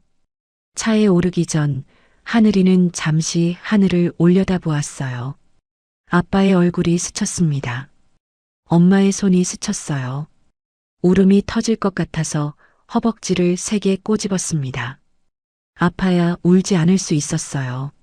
차는 화려한 도심을 지나 산속 깊은 곳으로 향했습니다. 최 회장의 요새 같은 저택이 있는 곳이었어요. 뒷좌석에 앉은 하늘이의 발은 바닥 매트에 닿지도 않고 대롱거렸습니다. 그 작은 발이 너무나 위태로워 보였어요. 저택 입구에 육중한 철문이 끼익 소리를 내며 열렸습니다. 마치 거대한 짐승이 입을 벌리는 것 같았어요. 저택은 산 하나를 통째로 깎아 만든 것처럼 거대했습니다. 정원에는 괴상한 조각상들이 늘어서 있었고 분수에서는 물이 콸콸 쏟아지고 있었어요. 하늘이는 심장이 쿵쾅거렸지만 애써 표정을 감췄습니다. 현관에 도착하자 집사가 다가왔어요. 하늘이의 몸수색을 하려는 것이었습니다. 녹음기가 들킬 위기의 순간이었어요. 하늘이는 겁먹은 표정을 숨기고 당당하게 팔을 벌렸습니다. 그때 2층 난간에서 최 회장의 목소리가 울렸어요. 내 귀한 손님 몸에 손대지 마. 부정 탄다. 빨리 올려보내. 위기를 넘긴 하늘이는 계단을 오르기 시작했습니다. 한 계단 한 계단 오를 때마다 심장이 쿵쾅거렸어요. 주머니 속 아빠의 USB를 꽉 쥐었습니다. 아빠, 나 무서워. 도와줘. 마지막으로 심호흡을 했어요. 육중한 서재 문이 열렸습니다. 촛불만 켜진 어두운 방 안에 온갖 부적과 불상이 가득했어요. 그 한가운데 최 회장이 앉아 있었습니다. 탐욕스러운 눈이 촛불에 번뜩였어요. 하늘이는 떨리는 손을 주먹 쥐어 감추었습니다. 그리고 입꼬리를 살짝 올리며 방 안으로 걸어 들어갔어요. 이제부터는 10살 윤하늘이 아니었습니다. 세상을 호령하는 아기 도사였어요. 호랑이 굴에 들어온 이상 호랑이를 잡아야만 살아나갈 수 있었습니다. 최 회장의 서재는 대낮인데도 암막 커튼이 쳐져 있어 동굴처럼 어두웠습니다. 문을 열자마자 숨이 턱 막힐 정도로 짙은 향 냄새가 밀려왔어요. 코를 찌르는 백단향과 알 수 없는 약재 냄새가 뒤섞여 머리가 어지러울 지경이었습니다. 촛불 수십 개가 방 곳곳에서 일렁거렸고 그 불빛에 벽에 붙은 수천만 원짜리 부적들이 기괴하게 춤추는 것처럼 보였어요. 눈을 부릅뜬 탱화가 벽면을 가득 채우고 있었고 구판에서나 볼 법한 녹슨 작두가 구석에 세워져 있었습니다. 천장에는 알 수 없는 부호가 새겨진 현수막이 걸려 있었고 바닥에는 붉은 선으로 이상한 문양이 그려져 있었어요. 온 방에 음산한 기운이 감돌았습니다. 최 회장은 거만한 자세로 커다란 가죽 소파에 앉아 있었습니다. 다리를 꼬고 있었지만 손톱을 물어뜯는 행동에서 그의 극심한 불안이 읽혔어요. 하늘이가 방 안으로 들어섰어요. 그 순간 매캐한 향 연기가 10살 아이의 여린 폐를 찔렀습니다. 콜록, 콜록. 하늘이는 저도 모르게 기침을 터뜨렸어요. 눈물이 핑 돌았습니다. 목이 칼칼하게 타들어가는 것 같았죠. 그 모습은 영락없는 어린아이였어요. 최 회장이 비웃음을 흘렸습니다. 그러면서 책상 위에 놓인 서슬퍼런 장검을 손으로 만지작거렸어요. 진검이었습니다. 칼날이 촛불빛을 받아 번뜩였어요. 네가 그렇게 용하다며? 내 운 한번 봐라. 틀리면 네 발로 못 나간다. 최 회장의 목소리가 낮게 깔렸습니다. 칼날이 다시 한번 번뜩이자 하늘이의 작은 어깨가 본능적으로 움츠러들었어요. 공포가 파도처럼 밀려왔습니다. 다리가 후들거렸습니다. 당장이라도 뒤돌아 도망치고 싶었어요. 하지만 하늘이는 주머니 속 아빠의 USB를 꽉 쥐었습니다. 차갑고 단단한 감촉이 손바닥에 전해졌어요. 여기서 밀리면 끝이야. 할머니도 아빠의 억울함도 모두 끝이야. 아빠가 지켜보고 있어. 나를 도와주고 있어. 하늘이는 터져나오는 기침을 억지로 삼켰습니다. 그리고 그것을 헛구역질로 바꿔버렸어요. 우, 우. 하늘이가 가슴을 치며 괴로워했습니다. 마치 무언가 보이지 않는 것에 반응하는 것처럼요. 최 회장이 멈칫했어요. 뭔가 이상했습니다. 하늘이가 천천히 고개를 들었어요. 그 눈빛은 더 이상 아이의 것이 아니었습니다. 깊고 서늘한 빛이 눈동자 속에서 일렁거렸어요. 비린내. 역겨운 물비린내가 진동을 하네. 하늘이의 목소리가 낮게 깔렸습니다. 아저씨, 물 좋아하면 안 되는데. 최 회장의 표정이 굳어졌어요. 물. 그 단어가 그의 뇌리에 3년 전 그날 밤을 떠올리게 했습니다. 윤정석을 사고로 위장에 빗길 개천에 수장시킨 그날 밤을요. 아무도 모르는 비밀이었어요. 자신과 직접 손을 쓴 직원 몇 명만 아는 일이었습니다. 하늘이가 허공을, 정확히는 최 회장의 등 뒤를 가리켰어요. 손가락이 파르르 떨렸습니다. 그리고 찢어지는 목소리로 소리쳤어요. 당신 뒤에 물에 젖은 남자가 서 있어. 안전 못 쓰고 눈을 부릅뜨고 당신 쳐다보고 있잖아. 으악. 최 회장이 비명을 질렀습니다. 몸을 뒤로 젖히다가 소파 뒤로 나뒹굴었어요. 제발 저린 도둑에게는 보이지 않는 것이 더 무서운 법이었습니다. 최 회장의 눈이 공포로 휘둥그레졌어요. 등 뒤를 더듬으며 아무것도 없다는 것을 확인했지만 공포는 사라지지 않았습니다. 하늘이는 이 순간을 놓치지 않았어요. 바닥에 넘어진 최 회장에게 바짝 다가갔습니다. 작은 체구가 거구의 남자를 내려다보았어요. 이 원혼이 당신 목을 조르고 있어. 그래서 숨이 막히지? 최근에 입찰색에 연달아 떨어졌지? 다 이 남자가 맡고 서 있어서 그래. 선일이 밤새 조사해준 정보였습니다. 구체적인 입찰 실패 내용을 섞어 신빙성을 높인 것이었어요. 최 회장의 눈이 더 커졌습니다. 어떻게 이 애가 이걸 알지? 공포심이 이성을 마비시켰어요. 최 회장은 식은땀을 비오듯 흘리며 하늘이의 작은 바짓단을 붙잡았습니다. 재벌 회장이 10살짜리 아이에게 매달리는 꼴이었어요. 어떻게 해야 하느냐? 굿이라도 크게 해야 하느냐? 하늘이는 순간 입술을 깨물었습니다. 눈에 눈물이 고이려는 것을 꾹 참았어요. 주먹을 꽉 쥐었습니다. 울면 안 돼. 지금 울면 끝이야. 하늘이는 최 회장을 내려다보며 싸늘하게 비웃었습니다. 마치 죽은 사람이 산 사람을 비웃는 것처럼요. 굿, 아저씨, 지금 구판 벌일 시간이나 있을 것 같아? 하늘이는 고개를 천천히 저었습니다. 안 돼. 원한이 너무 깊어. 이건 굿이 아니라 당신 전부를 내어줘야 끝날 판이야. 하늘이는 박선일과 밤새 연습했던 시나리오를 읊기 시작했습니다. 바다 건너 그 회사에 전 재산을 걸어. 그래야 대운이 들어와서 당신을 살려. 물은 물로 막아야지. 최 회장의 눈이 의심으로 가늘어졌어요.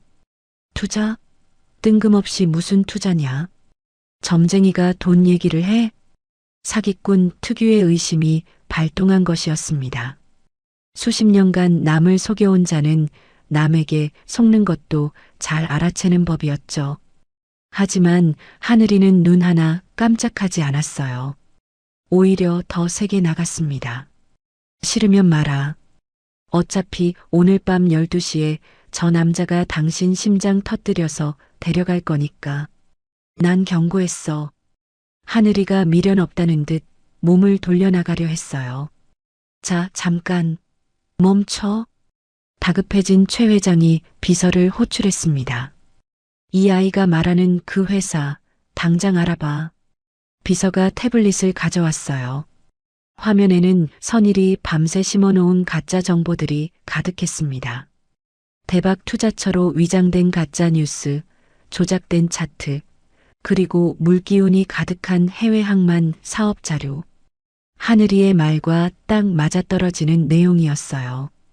투자 수익률은 300%, 원금 보장, 해외 유명 은행 보증까지. 탐욕스러운 자의 눈에는 황금이 번쩍거리는 것만 보였습니다.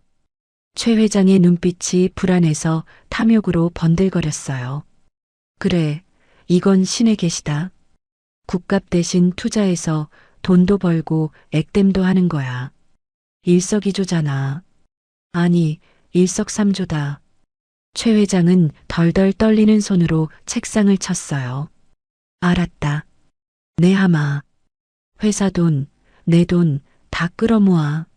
하늘이는 속으로 됐다고 외쳤습니다. 하지만 겉으로는 도도한 표정을 유지했어요. 서둘러요. 12시 넘기면 약발 안 받으니까. 저택을 빠져나온 하늘이는 육중한 철문이 닫히자마자 다리에 힘이 풀려 주저앉았습니다. 등이 식은땀으로 흠뻑 젖어 있었어요. 셔츠가 등에 찰싹 달라붙어 있었습니다. 온몸이 부들부들 떨렸어요. 대기하고 있던 선일의 차에 간신히 올랐습니다. 차 문이 닫히자마자 참았던 울음이 터져 나왔어요. 아저씨, 무서웠어요. 진짜 칼이 있었어. 하늘이가 선일의 품에 안겨 엉엉 울었습니다. 방금 전까지 세상을 호령하던 도사가 아니었어요. 10살짜리 꼬마가 두려움에 떨며 울고 있었습니다. 작은 어깨가 들썩거렸어요. 그동안 꾹꾹 눌러왔던 공포가 한꺼번에 터져 나오는 것 같았습니다. 눈물이 멈추지 않았어요. 선일은 떨고 있는 하늘이를 꽉 안아주었습니다. 작은 등을 토닥토닥 두드려 주었어요. 그의 눈시울도 붉어져 있었습니다. 그래, 그래. 고생했다. 우리 하늘이 진짜 잘했다. 이제 다 끝났어.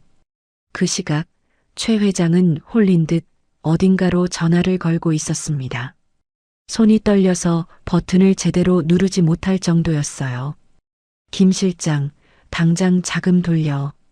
비자금, 건물 담보까지 싹 다 현금화해서 거기로 싸. 1분도 늦으면 안 돼. 전화를 끊은 최 회장은 다시 등 뒤를 돌아보았습니다. 아무것도 없었어요. 하지만 등골이 서늘했습니다. 물에 젖은 남자의 환영이 자꾸만 눈앞에 아른거렸어요. 하늘이와 선일의 차가 어둠 속을 헤치고 산을 내려갔습니다. 백미러에 비친 저택의 불빛이 점점 작아져 갔어요. 하늘이는 선일의 품에 안긴 채 흐느끼다가 스르르 잠이 들었습니다. 그 뒤로 최 회장의 욕심이 스스로를 태워버릴 거대한 불길이 되어 타오를 준비를 마치고 있었습니다. 덫은 완벽하게 놓였어요. 이제 그 덫이 닫히는 순간만 기다리면 되었습니다. 다음 날 오전 상명건설 본사 대회의실이었습니다. 탁자 위에 놓인 물컵이 최 회장의 고함에 덜컹거렸어요. 물이 찰랑거리며 탁자 위로 넘쳐 흘렀습니다. 회의실 안에는 임원 12명이 앉아 있었지만 아무도 숨소리조차 내지 못했어요. 최 회장의 핏발선 눈이 그들을 하나하나 훑어보았습니다. 오후 2시까지 가용한 현금 전부 그 계좌로 보내. 침묵이 흘렀어요. 임원들은 서로의 눈치만 살폈습니다. 누구도 먼저 입을 열려 하지 않았어요. 그때 재무이사가 떨리는 목소리로 조심스럽게 입을 열었습니다. 회장님, 검증되지 않은 페이퍼 컴퍼니 같습니다. 이러시면 배임입니다. 주주들이 가만히 있지 않을 겁니다. 회의실 공기가 얼어붙었어요. 최 회장은 재떨이를 움켜쥔 채 재무이사를 한참 동안 노려보았습니다. 눈에서 살기가 번뜩였어요. 그리고 그 재떨이를 탁자 위에 세게 내려쳤습니다. 이건 신의 계시다. 네가 뭘 알아? 임원들은 서로 눈을 피했어요. 누구도 더 말하지 않았습니다. 회사의 미래가 아니라 회장의 광기가 결정을 내리고 있었어요. 수십 년간 쌓아올린 회사가 한순간에 무너질 수 있다는 것을 모두가 알았지만 아무도 막을 수 없었습니다. 같은 시각 서울중앙지방검찰청 앞이었습니다. 분옥과 선일이 높은 계단을 오르고 있었어요. 분옥의 다리가 후들거렸습니다. 3년 전 아들의 억울함을 호소하러 왔다가 문전박대당했던 기억이 떠올랐어요. 그때 경비원에게 팔을 붙잡혀 끌려나가던 수치심이 아직도 생생했습니다. 울면서 사정했지만 아무도 들어주지 않았죠. 선일이 분옥의 어깨를 단단히 잡았어요. 어머니, 이번엔 다릅니다. 우리 손에 칼자루가 있어요. 분옥은 품속에 있는 USB를 생명줄처럼 꽉 쥐었습니다. 아들이 목숨 바쳐 남긴 유품이었어요. 손바닥에 땀이 배어났지만 절대 놓을 수 없었습니다. 그래, 내 새끼가 목숨 바쳐 남긴 건데 내가 떨면 안 되지. 분옥의 낡은 고무신이 검찰청의 차가운 대리석 바닥을 힘차게 디뎠습니다. 한 계단 한 계단 오를 때마다 가슴속에서 뜨거운 것이 솟구쳤어요. 3년간의 서름이, 분노가, 억울함이 한꺼번에 치밀어 올랐습니다. 그 시각 상명건설 회장실에서는 최 회장이 컴퓨터 모니터 앞에 앉아 있었습니다. 화면에는 해외 송금 페이지가 떠 있었어요. 송금 버튼 위에 떨리는 검지 손가락을 올려놓았습니다. 입가에는 탐욕스러운 미소가 번지고 있었어요. 이 돈만 보내면 액땜도 하고 수천억을 벌어서 다시 왕이 되는 거야. 물의 기운이 온다. 검찰청 접수 창구였습니다. 선일이 두꺼운 서류 뭉치와 USB를 창구 직원에게 내밀었어요. 그의 목소리가 로비에 울려 퍼졌습니다. 상명건설 최상균 회장의 살인, 교사 및 횡령, 배임에 대한 고발장입니다. 도주 우려가 있습니다. 긴급 체포가 필요합니다. 창구 직원의 눈이 휘둥그레졌어요. 서류 뭉치의 두께가 보통이 아니었습니다. 분옥은 떨리는 손으로 USB를 내밀며 말했어요. 여기에 모든 증거가 있습니다. 제 아들이 목숨 바쳐 모은 겁니다. 분옥의 목소리가 갈라졌습니다. 하지만 눈빛은 단단했어요. 상명건설 회장실. 최 회장이 전송 버튼을 눌렀습니다. 가라. 대훈아, 들어와라. 모니터의 송금 진행바가 천천히 차올랐어요. 50%, 70%, 90%, 그리고 100%를 채우며 송금 완료 메시지가 떴습니다. 최 회장의 얼굴에 환희가 번졌어요. 같은 순간 검찰청 부장검사실이었습니다. 책상 위에 펼쳐진 증거 자료들을 확인한 검사가 안경을 벗고 미간을 문질렀어요. 이 정도 증거면 충분했습니다. 그가 고개를 끄덕이며 압수수색 영장에 붉은 도장을 쾅 찍었어요. 지금 당장 출동해. 상명건설의 법인 계좌와 최 회장의 비밀 계좌에서 수천억 원이 순식간에 빠져나갔습니다. 잔고는 영원. 회사는 껍데기만 남았어요. 최 회장이 만세를 부르며 환희에 차 있는 순간이었습니다. 갑자기 모니터 화면이 검은색으로 바뀌었어요. 뭐야? 사이트가 왜 이래? 최 회장이 마우스를 미친 듯이 클릭했습니다. 키보드를 두드리고 새로 고침 버튼을 연타했어요. 하지만 아무 반응이 없었습니다. 기우제 투자 사이트는 이미 선일이 서버를 폭파시켜 사라진 뒤였어요. 수천억 원이 공중분해된 것이었습니다. 그때 비서실장이 사색이 되어 문을 박차고 들어왔어요. 회장님, 큰일 났습니다. 돈을 받은 회사가 연락이 두절됐습니다. 유령 회사랍니다. 최 회장의 웃음이 딱 멈췄습니다. 동시에 심장이 조여오는 통증이 시작되었어요. 하늘이의 경고가 귓가에 울렸습니다. 약으로 안 고쳐져요. 당신이 삼킨 돈이 뱃속에서 썩고 있거든요. 내 돈. 최 회장이 가슴을 부여잡고 쓰러지려는 찰나였어요. 1층 로비의 자동문이 박살날 듯 열렸습니다. 꼼짝 마. 검찰이다. 푸른 조끼를 입은 검찰 수사관 수십 명이 들이닥쳤어요. 압수수색 박스를 든 행렬이 로비를 점령했습니다. 직원들이 비명을 지르며 흩어졌어요. 창밖으로 수십 대의 방송국 카메라 플래시가 번개처럼 터졌습니다. 최 회장은 창문 아래를 내려다보며 상황을 파악하려 했어요. 하지만 다리에 힘이 풀려 그 자리에 주저앉았습니다. 바지춤이 축축하게 젖어들었어요. 평생 세상을 호령하던 자가 10살짜리 아이에게 속아 모든 것을 잃은 순간이었습니다. 속았다. 그 꼬맹이한테 내가 속았어. 최 회장의 목소리가 갈라졌어요. 눈에서 눈물인지 식은땀인지 모를 것이 흘러내렸습니다. 집무실 문이 벌컥 열렸습니다. 수사관들이 우르르 들이닥쳤어요. 최 회장의 손목에 차가운 수갑이 채워졌습니다. 당신을 긴급 체포합니다. 현재 시각. 수사관이 손목 시계를 보며 체포 시각을 고지했습니다. 오후 12시 정각. 그 소리에 최 회장의 고개가 번쩍 들렸습니다. 벽에 걸린 괴종시계가 정확히 12번을 울리고 있었어요. 오늘 밤 12시에 저 남자가 당신 심장 터뜨려서 데려갈 거야. 하늘이의 목소리가 귓가에 쟁쟁하게 울렸습니다. 심장이 아니라 그의 인생이 터져나가는 소리였죠. 같은 시각 달동네 국밥집이었습니다.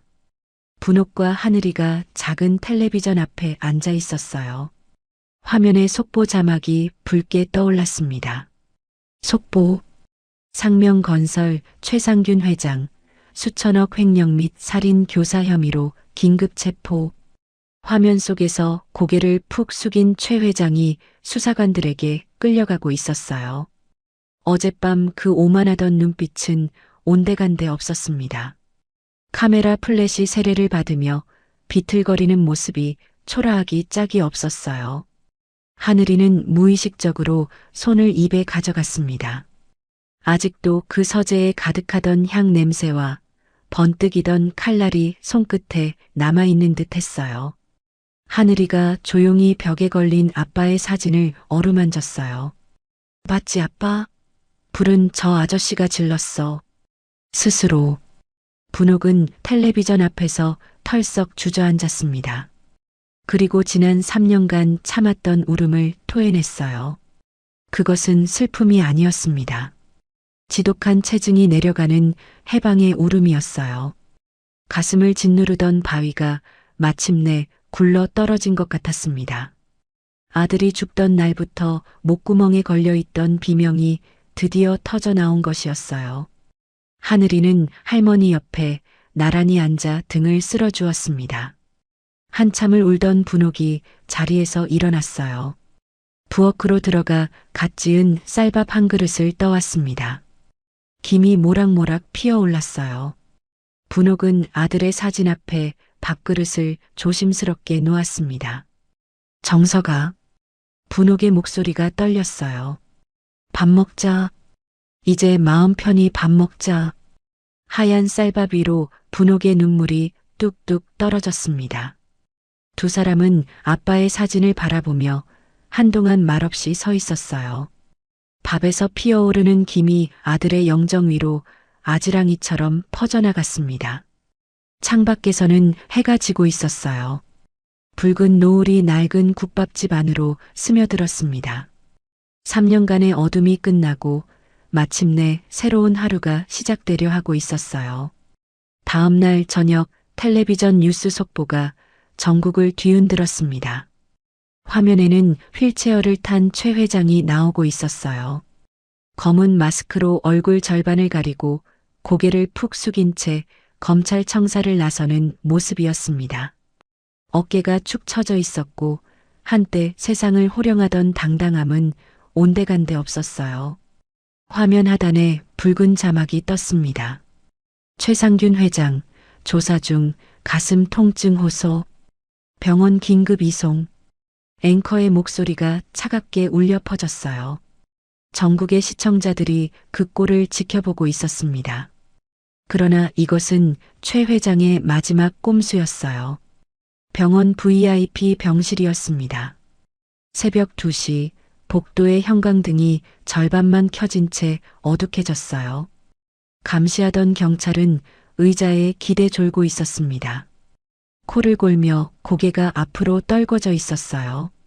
최 회장이 그 틈을 노렸습니다. 침대에서 살금살금 몸을 일으켜 맨발로 차가운 바닥을 뒤졌어요. 심장이 쿵쿵 뛰었지만 멈출 수 없었습니다. 환자복 위에 벽에 걸린 코트만 걸치고 비상구로 빠져나갔어요. 녹슨 철문이 삐걱거리며 열렸습니다. 계단을 내려가는 발소리가 텅 빈 복도에 메아리 쳤어요.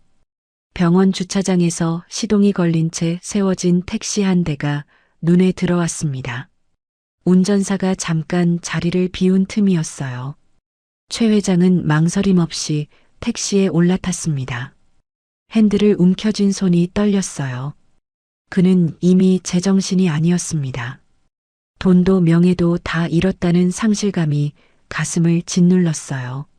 수십 년간 쌓아올린 제국이 하룻밤 사이에 무너져 내렸습니다. 그리고 그 모든 것이 그 꼬맹이 때문이라는 광기 어린 망상에 사로잡혀 있었어요. 눈동자에는 핏발이 가득 서 있었고 입술은 바짝 말라 갈라져 있었습니다. 복수해야 한다. 그 생각뿐이었습니다. 같은 시각 비가 내리는 달동네였어요. 국밥집 안에는 동네 사람들이 모여 있었습니다. 공사판 인부들과 택배기사 김 씨가 플라스틱 의자에 둘러앉아 막걸리 잔을 기울이고 있었어요. 국밥 냄새와 빗소리가 어우러져 아늑한 분위기를 만들었습니다. 벽에 걸린 작은 텔레비전에서는 최 회장의 몰락 소식이 반복 재생되고 있었어요. 드디어 정의가 이겼네. 그 나쁜 놈 꼴 좀 봐. 분옥이 할머니가 얼마나 고생했는데. 하늘이가 보기엔 어려도 똑똑하다니까. 내가 그랬잖아. 그 영감탱이 눈빛이 예사롭지 않더라고. 그때였습니다. 쿵 하는 굉음이 밖에서 들려왔어요. 유리창이 덜컹거리며 흔들렸습니다. 국밥 냄비 뚜껑이 딸깍거렸어요. 사람들이 놀라 고개를 돌렸습니다. 훔친 택시 한 대가 비틀거리며 언덕길을 올라와 국밥집 앞 전봇대를 들이받은 것이었어요. 헤드라이트가 깨지며 불꽃이 튀었습니다. 유리 파편이 빗물에 섞여 바닥에 흩어졌어요. 찌그러진 차 문이 삐걱거리며 열렸습니다. 한쪽 신발은 벗겨지고 환자복 바지가 흙탕물에 젖은 사내가 비틀거리며 내렸어요. 최 회장이었습니다. 처음 번쩍이는 검은 세단에서 양복 차림으로 내렸던 모습과는 천지 차이였어요. 머리카락은 비에 젖어 이마에 달라붙어 있었고 눈은 충혈되어 광기로 번뜩이고 있었습니다. 코트 자락이 지늘게 질질 끌렸어요. 사기꾼 같은 기집애 나와. 내 돈 내놔. 쉰 목소리가 빗소리를 뚫고 울려 퍼졌습니다. 목청이 찢어질 듯 악을 썼어요. 술을 마시던 동네 사람들이 놀라 뛰쳐나왔습니다. 택배기사 김 씨가 최 회장을 알아보고 소리쳤어요. 저거 뉴스에서 도망친 최 회장 아니야? 최 회장은 눈이 뒤집힌 채 김 씨를 밀쳐버렸습니다. 김 씨가 비틀거리며 뒤로 물러났어요. 최 회장은 가게 안으로 돌진하려 했습니다. 하늘이를 재빨리 등 뒤로 숨기며 팔을 크게 벌렸어요. 내 손녀 털끝 하나라도 건드리면 내가 너 죽고 나 죽는다. 최 회장이 분홍의 멱살을 잡으려 손을 뻗었습니다. 손가락 끝이 분홍의 목덜미에 닿으려는 순간이었어요. 탁 하고 투박한 손 하나가 최 회장의 팔목을 낚아챘습니다. 공사판에서 단련된 굵은 손이었어요. 인부들과 김 씨가 최 회장을 가로막고 섰습니다. 어깨를 나란히 하고 거대한 벽처럼 하늘이와 분홍을 감싸고 보호했어요. 어이, 회장 양반. 이 동네에서 행패 부리면 뼈도 못 추린다고 했지? 돈과 권력이 사라진 최 회장은 그저 초라한 노인에 불과했어요. 한때 세상을 호령하던 재벌 회장이 빗속에서 벌벌 떠는 환자복 차림의 도망자가 되어 있었습니다. 하늘이가 천천히 걸어 나왔습니다. 할머니가 말렸지만 하늘이는 고개를 저었어요. 두려움 없는 눈으로 엉망이 된 최 회장을 올려다보았습니다. 10살짜리 아이의 눈빛이 60살 노인보다 단단했어요. 아저씨, 나는 그냥 바람을 불었을 뿐이야. 하늘이가 한 발짝 다가가며 말을 이었습니다. 그 바람에 불을 지른 건 아저씨 욕심이지. 내 탓하지 마세요. 하늘이의 눈빛이 단단하게 빛났어요. 아빠가 멈추라고 했을 때, 사람들이 살려달라고 했을 때, 그때 들었어야지. 10살짜리 아이의 말에 60살 재벌 회장이 아무 대꾸도 하지 못했습니다. 진실 앞에서는 돈도 권력도 소용없었어요. 그때 골목 어귀에서 요란한 사이렌 울려 퍼졌어요. 붉은 경광등이 빗줄기를 가르며 다가왔습니다.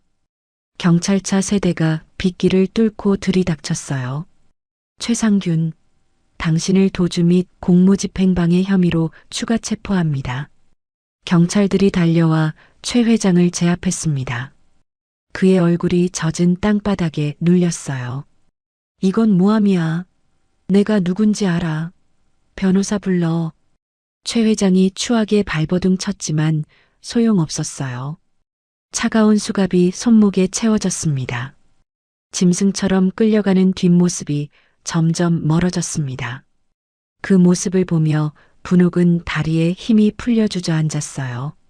그것은 통쾌함보다는 긴 싸움을 끝낸 노병의 회한이었어요. 아들에 대한 사무친 그리움이 가슴 깊은 곳에서 솟아올랐습니다. 하늘이는 경찰차가 사라진 텅 빈 골목을 바라보았어요. 그리고 주머니 속 아빠의 낡은 증명사진을 꺼내보래 비볐어요. 차가운 사진에서 온기가 느껴지는 듯 했습니다. 동네 사람들이 함성을 지르며 박수를 쳤습니다. 누군가는 분홍의 등을 두드려 주었고 누군가는 하늘이의 머리를 쓰다듬었어요. 환호성이 빗소리와 어우러져 달동네에 울려 퍼졌습니다. 비가 그쳤어요. 구름 사이로 달빛이 국밥집 간판을 비추었습니다. 분홍내 국밥이라는 글자가 오늘따라 유난히 선명하고 따뜻하게 빛났어요. 그러나 최 회장이 남긴 상처들은 아직 곳곳에 숨어 있었습니다. 계절이 바뀌었습니다.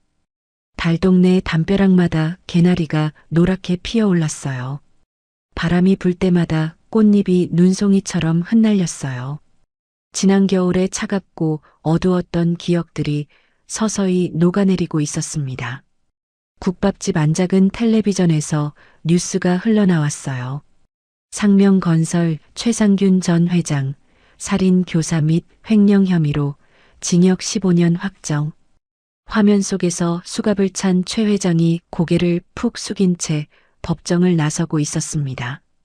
한때 세상을 호령하며 수천억을 주무르던 모습은 온데간데 없었어요. 초라한 죄수복 차림에 어깨는 축 처져 있었습니다. 국밥을 먹던 손님들이 화면을 보며 저마다 입을 열었어요. 10년 묵은 체증이 내려간다. 그러게 세상에 영원한 권력은 없다더니. 쯧쯧. 정석이 그 친구 하늘에서 보고 있겠지. 사람들은 시원하게 국밥 국물을 들이켰습니다. 가게 안에 활기가 넘쳤어요. 그 뉴스와 함께 정석의 사건도 새로운 국면을 맞이했습니다. 박선일 변호사의 끈질긴 노력 끝에 재심이 열렸어요. 그리고 마침내 산업재해 및 의사상자로 인정받았습니다. 억울하게 죽은 아들의 명예가 회복된 것이었어요. 국가와 회사로부터 받은 거액의 보상금 증서가 탁자 위에 놓여 있었습니다. 분옥은 그 종이를 한참 동안 말없이 바라보았어요. 아들의 목숨값이 숫자로 환산되어 찍혀 있었습니다. 손이 떨렸어요. 박선일 변호사가 조심스럽게 입을 열었습니다. 어머니, 이 돈으로 노후 자금 좀 챙기시죠. 평생 고생만 하셨잖아요. 이제 편히 사셔도 됩니다. 분옥은 고개를 저었어요. 망설임이 없었습니다. 아니다. 이 돈 전부 윤정석 장학재단 만드는 데 쓸 거야. 어머니. 박선일이 놀란 눈으로 분옥을 바라보았어요. 분옥은 자리에서 일어나 벽에 걸린 아들의 사진 앞으로 다가갔습니다. 마른 행주로 액자를 천천히 닦으며 말했어요. 손길이 한없이 부드러웠습니다. 내 아들 목숨값으로 내가 호의호식하면 벌 받지. 가난해서 공부 못하는 애들 돕는 게 우리 정석이 이름 남기는 길이다. 분옥의 눈가에 주름이 깊게 패였지만 그 안에는 평화로움이 서려 있었어요. 더 이상 원한도 분노도 남아있지 않았습니다. 오직 아들에 대한 사랑만 고요히 빛나고 있었어요. 며칠 후 국밥집에 변화가 찾아왔습니다. 인부들이 사다리를 놓고 칙칙했던 낡은 간판을 떼어냈어요. 그 자리에 노란색 바탕에 예쁜 새 간판이 걸렸습니다. 하늘인의 국밥. 밝은 글씨가 햇살을 받아 반짝거렸어요. 골목을 환하게 밝히는 것 같았습니다. 지나가던 동네 사람들이 하나둘 발걸음을 멈추고 간판을 올려다보았어요. 어머, 간판 바꿨네. 이쁘다. 하늘이네라. 이름 참 잘 지었어. 가게 안도 리모델링으로 환해졌습니다. 낡은 플라스틱 탁자는 새 것으로 바뀌었고 벽에는 연두빛 페인트가 말끔하게 칠해졌어요. 형광등 대신 따뜻한 조명이 달렸습니다. 창문으로 봄 햇살이 쏟아져 들어왔어요. 점심시간이 되자 발 디딜 틈이 없었습니다. 손님들의 활기찬 대화 소리가 가게 안을 가득 채웠어요. 그때 홀에서 우당탕 소리가 났습니다. 아이고, 변호사 양반. 국밥에 손가락 담그겠소. 고개를 돌려보니 멀끔한 양복 위에 앞치마를 두른 박선일이 쟁반을 들고 허둥대고 있었어요. 서빙을 돕다가 쟁반을 엎을 뻔한 것이었습니다. 국밥 그릇이 위태롭게 흔들렸어요. 가까스로 균형을 잡았지만 얼굴은 이미 새빨개져 있었습니다.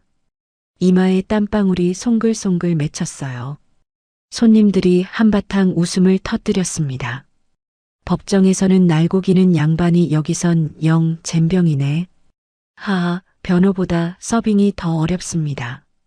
박선일이 멋쩍게 웃으며 땀을 닦았어요. 가게 안에 웃음꽃이 만발했습니다.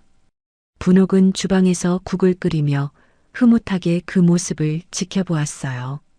입가에 미소가 번졌습니다. 등교 시간이 되었습니다. 하늘이가 옷을 단정하게 입고 방에서 나왔어요. 무당 흉내를 내던 짙은 눈화장은 온데간데 없었습니다. 뽀얀 피부에 맑은 눈동자가 빛났어요. 머리카락은 깔끔하게 묶여 있었습니다. 영락없는 꼬마 숙녀였어요. 거울 속 자신을 보며 빙긋 웃었어요. 분옥이 갓 부친 계란말이를 들고 다가왔습니다. 노릇노릇하게 익은 계란말이에서 김이 모락모락 피어올랐어요. 고소한 냄새가 코끝을 간지렸습니다. 우리 강아지 학교 늦겠다. 꼭꼭 씹어먹고 가. 분옥이 하늘이의 입에 계란말이를 쏙 넣어주었어요. 예전에 불안하던 눈빛은 사라지고 분옥의 얼굴엔 편안한 주름만 잡혀 있었습니다. 하늘이가 우물우물 씹으며 웃었어요. 볼이 햄스터처럼 볼록해졌습니다. 하늘이가 신발을 신고 문을 열었어요. 그때 가게 밖에서 밝은 목소리가 들려왔습니다. 윤하늘, 학교 가자. 친구들이 손을 흔들며 기다리고 있었어요. 예전엔 피하던 아이들이었습니다. 하늘이를 무섭다며 수군거리고 귀신 보는 애라며 뒷담화를 하던 아이들이었어요. 그 아이들이 이제는 먼저 찾아와 손을 내밀고 있었습니다. 하늘이의 얼굴에 환한 미소가 번졌어요. 아이들의 웃음소리가 골목에 울려 퍼졌습니다. 그때 짓궂은 남자 짝꿍이 하늘이의 어깨를 툭 쳤어요. 야, 너 진짜 귀신 본다며? 우리 집 강아지가 어제 어디 갔는지 알아? 하늘이가 걸음을 멈췄습니다. 천천히 고개를 돌려 친구의 눈을 빤히 쳐다보았어요. 눈빛이 날카로워졌습니다. 긴장감이 흘렀어요. 다른 아이들도 숨을 죽였습니다. 짝꿍이 움찔하며 한 발 물러섰어요. 왜 그래? 뭐 보여? 침묵이 흘렀습니다. 하늘이의 입꼬리가 실룩거렸어요. 그리고 갑자기 웃음이 터져 나왔습니다. 푸아. 하늘이가 배를 잡고 웃었어요. 에이, 뭐야? 짝꿍이 얼굴을 붉히며 투덜거렸어요. 아이들이 까르르 웃음을 터뜨렸습니다. 웃음소리가 골목에 울려 퍼졌어요. 아이들이 벚꽃잎이 날리는 언덕길을 향해 힘차게 뛰어갔습니다. 교복 치마가 바람에 펄럭였어요. 가게 문 앞에서 분옥이 그 모습을 지켜보고 있었습니다. 눈가에 기쁨의 눈물이 맺혔어요. 아이들이 사라진 골목을 한참 동안 바라보았습니다. 박선일이 조용히 다가와 물었어요. 어머니, 하늘이. 이제 정말 아무것도 안 보이는 걸까요? 분옥은 고개를 저으며 미소 지었습니다. 보이면 어떻고 안 보이면 어떠냐. 이제는 무서운 거 말고 예쁜 것만 보고 살 건데. 점심 장사가 한창이었어요. 가마솥에서는 뽀얀 육수가 보글보글 끓었습니다. 고깃국 냄새가 가게 밖 골목까지 퍼져나갔어요. 사람들의 활기찬 대화 소리가 음악처럼 깔렸습니다. 사람들은 나보고 앞날을 본다고 했습니다. 하지만 내가 알게 된 건 정해진 운명보다 무서운 건 사람의 욕심이라는 것이었어요. 나는 이제 미래를 보지 않습니다. 사랑하는 사람들과 함께하는 오늘을 볼 뿐이에요. 분옥, 하늘, 박선일. 셋이 둘러앉아 보글보글 끓는 전골을 먹었습니다. 김이 피어올라 세 사람의 얼굴을 부드럽게 감쌌어요. 따뜻한 조명 아래 세 사람의 그림자가 길게 늘어졌습니다. 세 사람의 웃음소리가 달동네 골목을 따뜻하게 채웠습니다. 창밖으로 둥근 보름달이 떠올랐어요. 하늘이네 국밥 간판 위로 달빛이 쏟아져 내렸습니다. 노란 간판이 은빛으로 빛났어요. 오래도록 기다려온 진짜 봄이었습니다. 오늘 이야기를 끝까지 들어주셔서 감사합니다. 어디에서 이야기를 듣고 계신지 댓글로 남겨주시면 반드시 답장 드리겠습니다. 오늘도 행복하시고 건강한 하루 보내시길 간절히 바랍니다. 다음 이야기로 찾아뵙겠습니다. 구독, 좋아요 부탁드립니다. 햇살 같은 이야기였습니다.